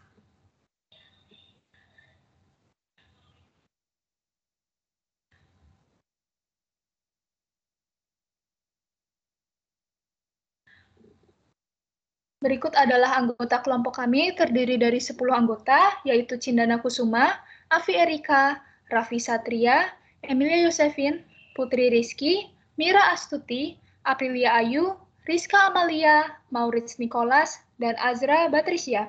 Next. Materi kali ini kami bagi menjadi 6 pokok bahasan, di mana terdiri dari anatomi telinga, fisiologi rambatan bunyi di telinga, jenis-jenis gelombang bunyi, pengertian bising, contoh sumber bising, dan studi kasus pengaruh bising. Untuk meningkatkan efisiensi waktu, beberapa pokok bahasan akan kami paparkan secara singkat dan lebih ditekankan pada studi kasus pengaruh bising. Kemudian untuk materi lengkapnya dapat diakses melalui PPT yang akan kami kirimkan di akhir jam mata kuliah. Yang pertama yaitu mengenai anatomi telinga. Boleh di next. Anatomi telinga ini sendiri terdiri dari 3 bagian dasar, yaitu telinga luar, telinga tengah, dan telinga bagian dalam. Next. Telinga luar dapat dibagi menjadi bagian pinna untuk mengumpulkan dan menghubungkan suara menuju bagian selanjutnya, yaitu meatus acusticus externa. Kemudian pada meatus acusticus externa ini sebagai tempat penyimpanan serumen, juga berfungsi untuk meningkatkan sensitivitas telinga. Selanjutnya ada gendang telinga atau membran timpani. Boleh di next. Untuk telinga bagian tengah, terdapat malleus dan tuba eustachius. Next. Kemudian untuk telinga bagian dalam, terdapat koklea dan organ korti. Selanjutnya mengenai fisiologi rambatan bunyi di telinga, terdiri dari 3 tahapan, yaitu meliputi tahapan pemindahan energi fisik berupa stimulus bunyi ke organ pendengaran, kemudian tahap konversi atau transduksi, yaitu pengubahan energi fisik stimulasi tersebut ke organ penerima, dan yang ketiga yaitu tahap penghantaran impuls saraf ke korteks pendengaran. Berdasarkan bagian-bagian telinganya, mekanisme ini juga dapat dibagi, yaitu mekanisme pendengaran telinga luar dan telinga tengah, di mana energi bunyi yang ditangkap dalam bentuk gelombang akan dialirkan melalui udara atau tulang ke koklea, kemudian getaran tersebut menggetarkan membran timpani, kemudian diteruskan ke telinga tengah melalui rangkaian tulang pendengaran yang akan mengamplifikasikan getaran melalui daya ungkit tulang pendengaran dan perkalian perbandingan luas membran timpani dan foramen oval. Kemudian pada mekanisme pendengaran telinga dalam, energi getar yang telah diamplifikasi ini akan diteruskan ke stapes yang menggerakkan foramen oval, perilimfa pada skala vestibuli bergerak, kemudian getaran diteruskan melalui membran Reissner yang mendorong endolimfa, sehingga akan menimbulkan gerak relatif antara membran basalis dan membran tektoria. Terjadinya defleksi stereosilia sel-sel rambut, sehingga kanal ion terbuka, dan terjadi pelepasan ion bermuatan listrik dari badan sel. Potensial listrik ini yang kemudian akan disadari sebagai sensasi mendengar. Next. Selanjutnya yaitu mengenai pokok bahasan yang ketiga, jenis-jenis gelombang bunyi. Gelombang bunyi sendiri merupakan gelombang yang dihasilkan akibat adanya vibrasi atau getaran dari suatu bunyi. Next. Dapat dibagi menjadi 3 berdasarkan besarnya frekuensi. Ada yang pertama infrasonik, yaitu frekuensinya kurang dari 20 Hz, audiosonik, yaitu gelombang bunyi dengan frekuensi 20 Hz sampai 20.000 Hz, kemudian ada ultrasonik, yaitu gelombang bunyi dengan frekuensi lebih dari 20.000 Hz. Boleh di next. Selanjutnya mengenai pengertian bising. Bising atau kebisingan merupakan seluruh suara yang tidak dikehendaki yang bersumber dari alat proses produksi atau alat kerja yang pada tingkat tertentu dapat menimbulkan gangguan pendengaran. Boleh di next. Contoh-contoh sumber bising di kehidupan sehari-hari sendiri berbeda-beda berdasarkan golongannya. Yang pertama yaitu ada golongan lingkungan, yaitu suara bising yang terjadi akibat adanya aktivitas di lingkungan sekitar kita. Dapat dibedakan lingkungan yang berbeda menimbulkan tingkat kebisingan yang berbeda pula. Contohnya yaitu pada perkotaan cenderung memiliki tingkat kebisingan atau tingkat noise yang lebih tinggi daripada pedesaan akibat adanya aktivitas lalu lintas yang padat, kemudian suara bisingan diakibatkan dari industri pabrik, sedangkan pada pedesaan umumnya suasananya lebih tentram sehingga tingkat noise-nya lebih rendah karena aktivitas kendaraan pun lebih sedikit. Boleh di next.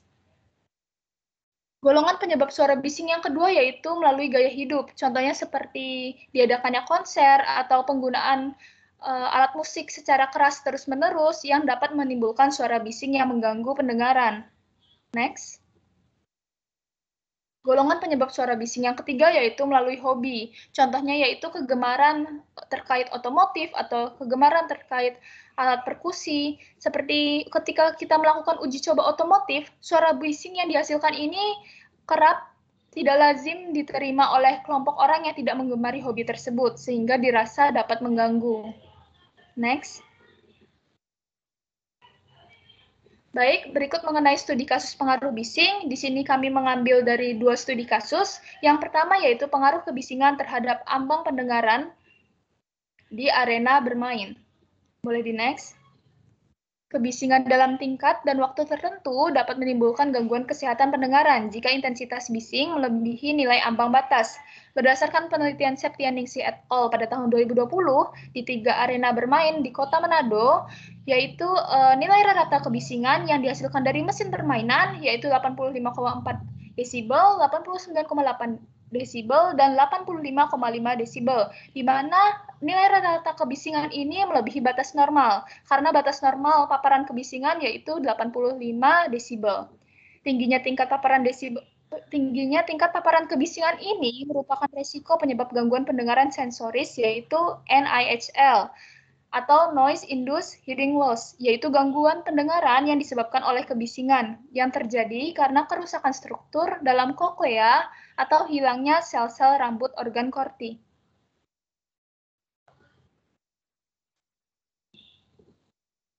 Kebisingan dapat menyebabkan gangguan pada organ korti berupa kerusakan struktur dalam koklea pada epitel sensori yang terdiri dari 1 baris dalam sel-sel rambut stereosilia dan 3 baris luar sel-sel stereosilia didukung oleh sel Hansen dan sel Dieter.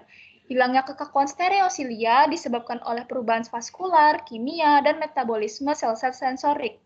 Awalnya akan terjadi pergeseran ambang batas sementara, lalu pendengaran akan pulih seiring berjalannya waktu. Sebaliknya, jika paparan kebisingan berlanjut terus-menerus, maka akan terjadi pergeseran ambang batas permanen dengan stereosilia yang menghilang permanen, fraktur struktur Rowlet, dan penghancuran sel sensorik menjadi jaringan parut. Pergeseran ambang batas permanen terjadi karena paparan singkat dengan intensitas tinggi. Hal tersebut dapat menyebabkan gangguan pendengaran yang beresiko tuli pada manusia. Hasil penelitian Septianingsi et al. Pada tahun 2020 mengenai pengaruh kebisingan menunjukkan bahwa karyawan dengan fungsi pendengaran normal pada telinga kanan sebanyak 10 orang, fungsi pendengaran normal pada telinga kiri sebanyak 8 orang, dan jumlah responden yang memiliki tuli ringan pada telinga kanan sebanyak 8 orang, dan tuli ringan pada telinga kiri sebanyak 10 orang. Selanjutnya yaitu studi kasus yang kedua mengenai pengaruh frekuensi gelombang bunyi terhadap perilaku lalat rumah, Musca domestica. Gelombang audiosonik digunakan sebagai salah satu alat pengusir lalat rumah yang mengganggu kehidupan manusia dan menyebabkan beberapa penyakit. Paparan frekuensi gelombang audiosonik tidak berbahaya dibandingkan dengan obat nyamuk dan penyemprot serangga. Penelitian yang dilakukan oleh Yasid dan kawan-kawan pada tahun 2016 memberikan perlakuan frekuensi gelombang audiosonik dari 20 Hz hingga 16 kHz pada suhu 20 derajat Celcius, 30 derajat Celcius, dan 35 derajat Celcius. Penelitian ini membuktikan bahwa meningkatnya suhu di suatu medium atau udara, kecepatan gelombang audiosonik di medium tersebut juga akan semakin meningkat. Akibatnya, aktivitas alat rumah semakin meningkat dan tubuhnya pun terganggu, sehingga persentase jumlah hinggap alat rumah semakin berkurang. Berdasarkan penelitian ini, dapat disimpulkan bahwa variasi tekanan gelombang bunyi mempengaruhi perilaku alat rumah. Batasan frekuensi gelombang audiosonik yang mempengaruhi perilaku atau jumlah hinggap alat rumah, yaitu batasan frekuensi teratas sekitar 15 kHz hingga 16 kHz dengan persentase jumlah terbesar sebanyak 92% pada suhu 27 derajat Celcius, dan jumlah terkecil sebanyak 80% pada suhu 30 derajat Celcius. Batasan frekuensi audiosonik terbawah, yaitu sekitar 100 Hz hingga 499 Hz, persentase terbesar sebanyak 60% pada suhu 27 derajat Celcius, dan persentase terkecil sebanyak 36% pada suhu 35 derajat Celcius. Berikut adalah daftar pustaka yang digunakan. Baik, sekian pemaparan materi dari kami. Selanjutnya, jika ada pertanyaan, dipersilakan untuk raise hand atau menuliskan di kolom chat. Terima kasih.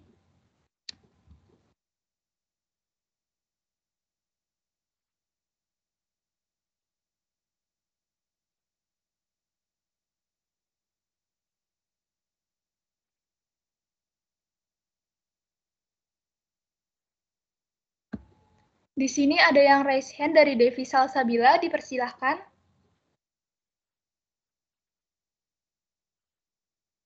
Saya Dewi Salsabila izin bertanya. Kalau membahas tentang suara kan ada istilah yang namanya white noise. White noise itu kan kalau misalnya kita baca definisinya kan ya kan seperti perpaduan dari berbagai macam suara dan frekuensi suara kan.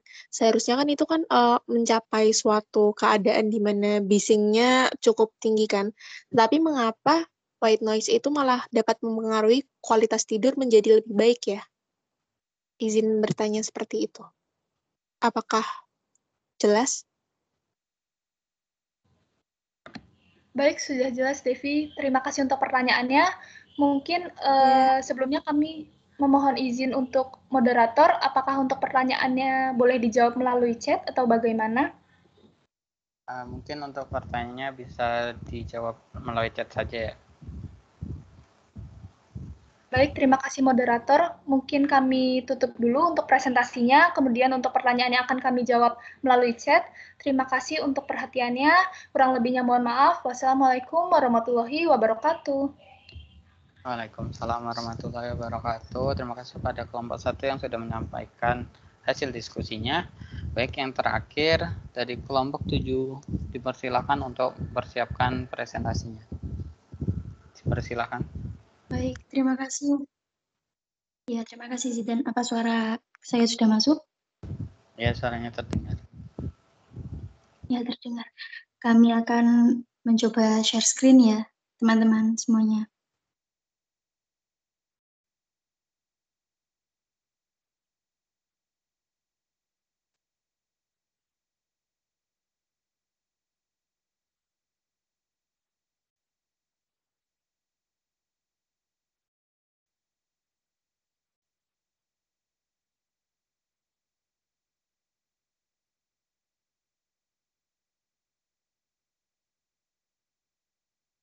Mohon menunggu, nggih, sedang diupayakan.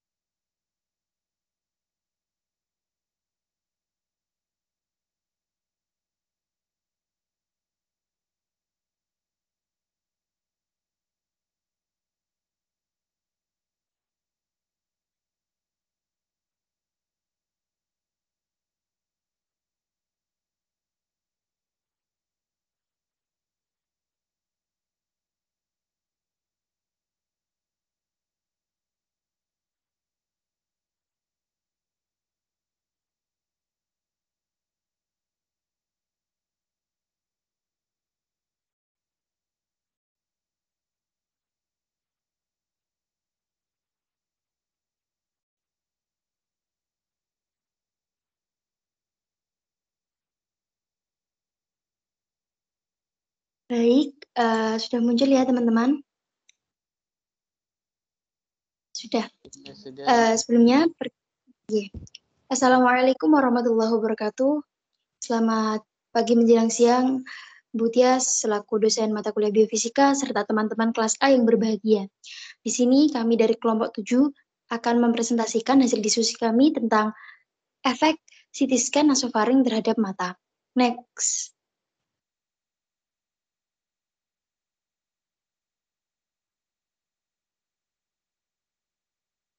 Oke, anggota kelompok kami ada Imawarti, Aisyah, Retno, Dinsa, Umi, Noval Zudi, Dela Anissa, Tasmito Pandu, Mbak Tutoah, dan Regina Krisan.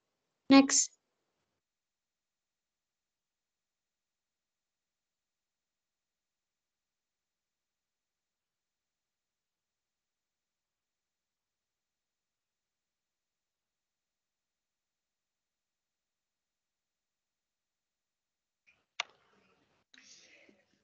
Baik, karsinoma nasofaring adalah tumor ganas yang menyerang bagian epitel nasofaring. Tumor ini merupakan tumor ganas THT yang paling banyak ditemukan di Indonesia. Salah satu pemeriksaan radiologi yang dapat mendeteksi adanya tumor di daerah nasofaring adalah dengan CT scan. Prosedur pemeriksaan karsinoma nasofaring menggunakan CT scan biasanya dilakukan dengan 2 kali scanning, yaitu fase polos dan fase media kontras. Radiasi tinggi tersebut dapat menyebabkan kerusakan pada lensa mata hingga mengakibatkan terjadinya kebutaan akibat katarak. Beberapa penelitian menunjukkan bahwa beberapa pasien yang melakukan pemeriksaan CT scan menerima dosis radiasi yang lebih tinggi dari tingkat panduan dosis CT scan yang direkomendasikan Badan Pengawas Tenaga Nuklir. Oleh karena itu, perlu dilakukan penelitian lebih lanjut mengenai hal tersebut untuk meminimalkan efek yang akan ditimbulkan dari radiasi CT scan terhadap organ mata.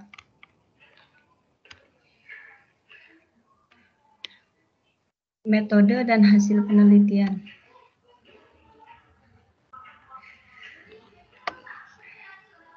Metodenya yaitu alatnya berupa mesin CT scan multislide sebagai sumber radiasi. Dua chips TLD 100 berfungsi untuk memperkirakan dosis radiasi. Telder reader untuk membaca hasil energi yang diserap oleh chips TLD. Bahannya yaitu dua pasien yang dirujuk oleh dokter untuk dilakukan pemeriksaan CT scan nasofaring.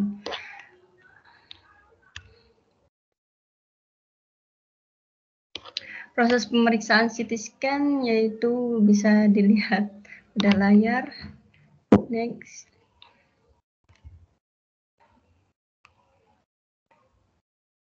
Hasilnya yaitu hasil nilai uji tegangan tabung, sinar X pesawat CT scan somatom emotion 6, keluaran tegangan tabung,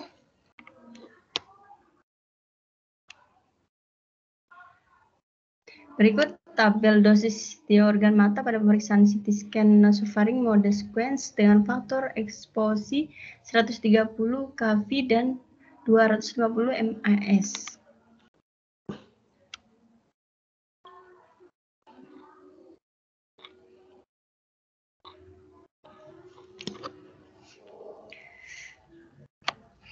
Berikut tabel 4.3 dosis di organ mata pada pemeriksaan CT scan nasofaring mode spiral dengan faktor eksposi 130 kV dan 250 MAS. Dan ini adalah tabel dosis di organ mata pasien pada mode sequence dan spiral.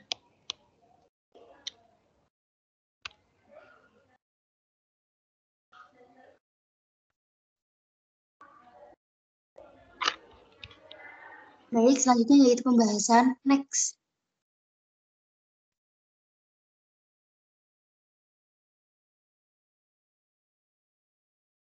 Oke, jadi kita ketahui CT scan itu adalah komputer tomografi. CT scan merupakan alat penunjang diagnostik yang menggunakan sinar X melalui teknik tomografi dan komputerisasi modern untuk memeriksa organ tubuh manusia.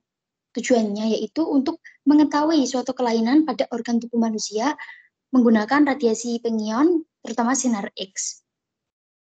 Pemeriksaan ini dapat memberikan gambar yang jelas mengenai berbagai struktur tubuh sekaligus termasuk tulang, pembuluh darah, serta jaringan lunak. Next.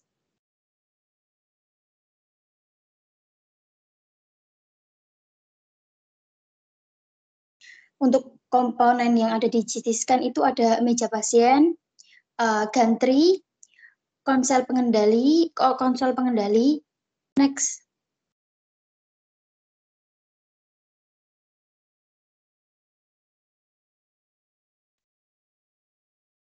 Nah, selanjutnya yaitu ada prinsip kerja CT scan. Jadi kerjanya yaitu CT scan merupakan alat pencitraan diagnostik yang mampu menghasilkan citra penampang lintang bagian internal tubuh dengan memanfaatkan sinar X. Dan menghasilkan sinar X dengan energi sekitar 50 keV sampai 70 keV. Serta panjang gelombang 0,018 atau 18/2 nanometer sampai 0,25 nanometer. Next.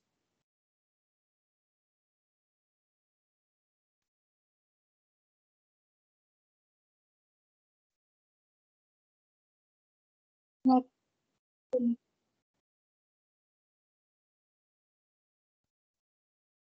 Ini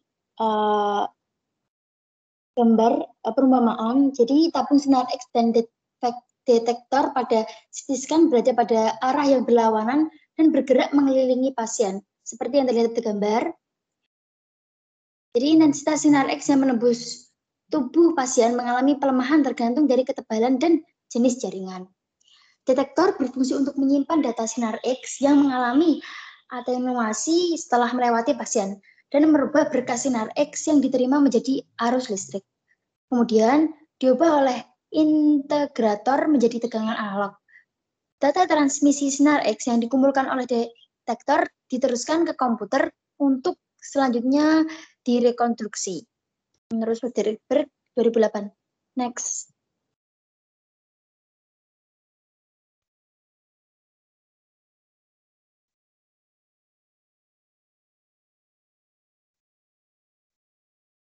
Untuk mekanismenya kurang lebih seperti tadi, yaitu pemeriksaan CT scan memanfaatkan teknologi radiografi sinar X untuk menghasilkan citraan medis. Sinar X mengalami atenuasi setelah menembus objek dan akan ditangkap oleh detektor yang berhadapan dengan sumber sinar dan terletak di belakang objek. Pada saat yang bersamaan, detektor menerima berkas sinar X yang langsung berasal dari sumber. Berkas radiasi diubah menjadi sinyal listrik dan akhirnya dianalog oleh digital converter, diubah menjadi bentuk digital. Data tersebut dikirim ke komputer melalui proses matematis data, kemudian direkonstruksi dan akan ditampilkan pada layar monitor berupa citra skala keabuan. Next.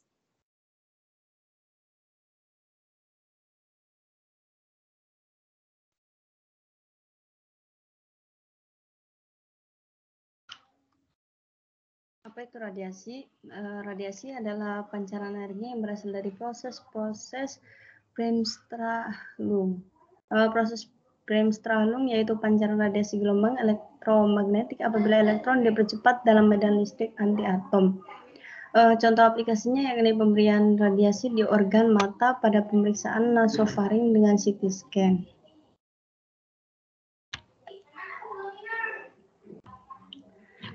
Efek samping pemeriksaan CT scan sendiri yaitu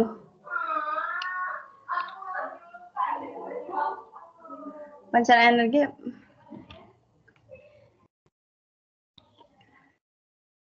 terutama bersumber dari penggunaan radiasi. Dalam prosedur CT scan, pasien akan terpapar radiasi dalam waktu singkat.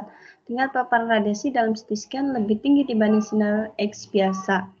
Efek akibat radiasi bagi pasien yang menjalani pemeriksaan CT scan terhadap mata adalah terjadinya kerusakan pada bagian lensa yang diawali dengan terbentuknya titik-titik kekeruhan atau hilangnya sifat transparansi sel serabut pada lensa.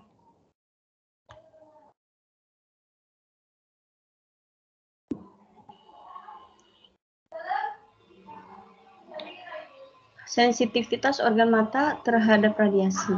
Lensa mata adalah salah satu jaringan yang paling sensitif terhadap radiasi di dalam tubuh. Penelitian yang dilakukan oleh Khan et al. 2017 dalam penelitiannya dalam menganalisis dampak radiasi pada lensa mata menunjukkan lensa mata memiliki keunikan dalam kemampuan pembiasan.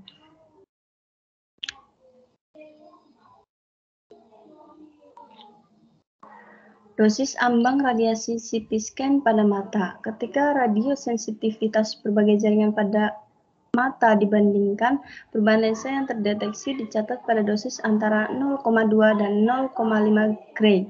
Sedangkan patologi mata pada jaringan lain dikatakan akut ketika jaringan terkena exposure antara 5 dan 20 gray.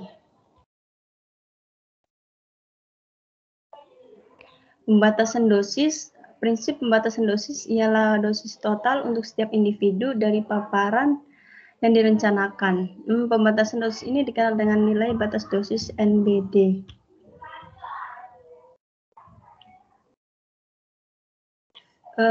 Nilai batas dosis NBD pada dosis efektif dan dosis ekivalen bisa dilihat sendiri pada tabel.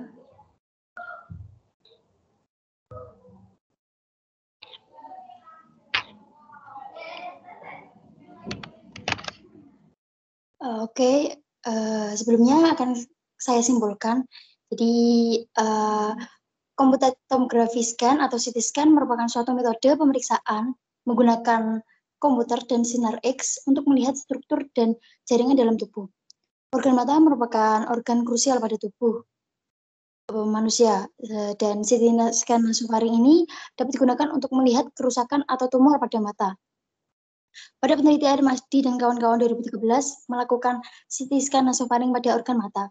Pada pemeriksaan tersebut terdapat 2 fase dengan metode sequence memperoleh nilai dosis di organ mata di antaranya 83 sampai 101 mg, sedangkan metode mode spiral nilai dosisnya antara 89 sampai 109 mg. Hal tersebut menunjukkan bahwa nilai dosis di organ mata dengan mode spiral lebih besar dibandingkan dengan mode sequence. Dan hasil penelitian juga menunjukkan bahwa nilai dosis yang diterima di organ mata sekitar 1/5 dari nilai dosis ambang kerusakan lensa mata, yaitu 500 mg. Sekian dari kelompok kami, kelompok 7. Apabila ada pertanyaan, saya kembalikan ke moderator. Baik, mungkin agak sama seperti kelompok yang lain juga. Dipersilakan jika ada penanya untuk satu penanya saja.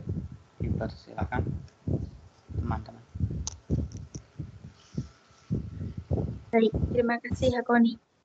Kepada teman-teman yang hendak bertanya bisa langsung atau melalui chat. Baik, kalau gitu saya saja ya bertanya ya. Saya Abdul Aziz Hakoni bertanya. Tadi kan ya bisa disimpulkan bahwa CT scan ini dapat berpengaruh pada kondisi mata seperti itu. Nah, apabila nih dari pasien itu memiliki penyakit yang memang harus dilakukan CT scan dalam waktu rutin, namun tentu dengan batas waktu atau istilahnya jarak yang normal yang bisa diterima oleh tubuh karena itu sebuah gelombang radio. Apakah hal tersebut dapat mengaruhi jatuhnya bayangan atau istilahnya bisa menyebabkan kelainan pada mata seperti miopi, astigmatis maupun hal lainnya? Apakah masuk pertanyaan saya? Masuk Hakoni.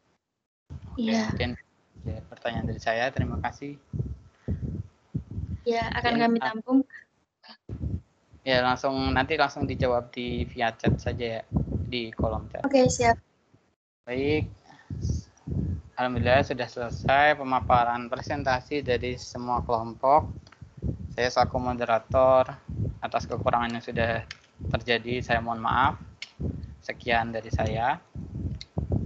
Assalamualaikum warahmatullahi wabarakatuh. Mungkin langsung saya kembalikan kepada Bu Tias. Persilakan.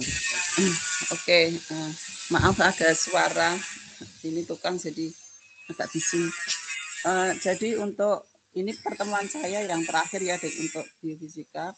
Jadi nanti silahkan tadi ada pertanyaan-pertanyaan dan juga jawaban ya yang meskipun sudah ditulis di chat ya, meeting chat.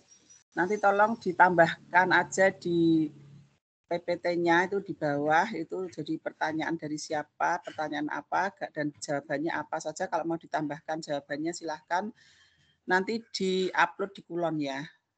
Saya beri waktu untuk merevisi itu diberi waktu 1 minggu ya. Jadi itu sudah dibuka Kulonnya mulai 1 November sampai kayaknya 8 ya. Jadi 1 minggu ke depan.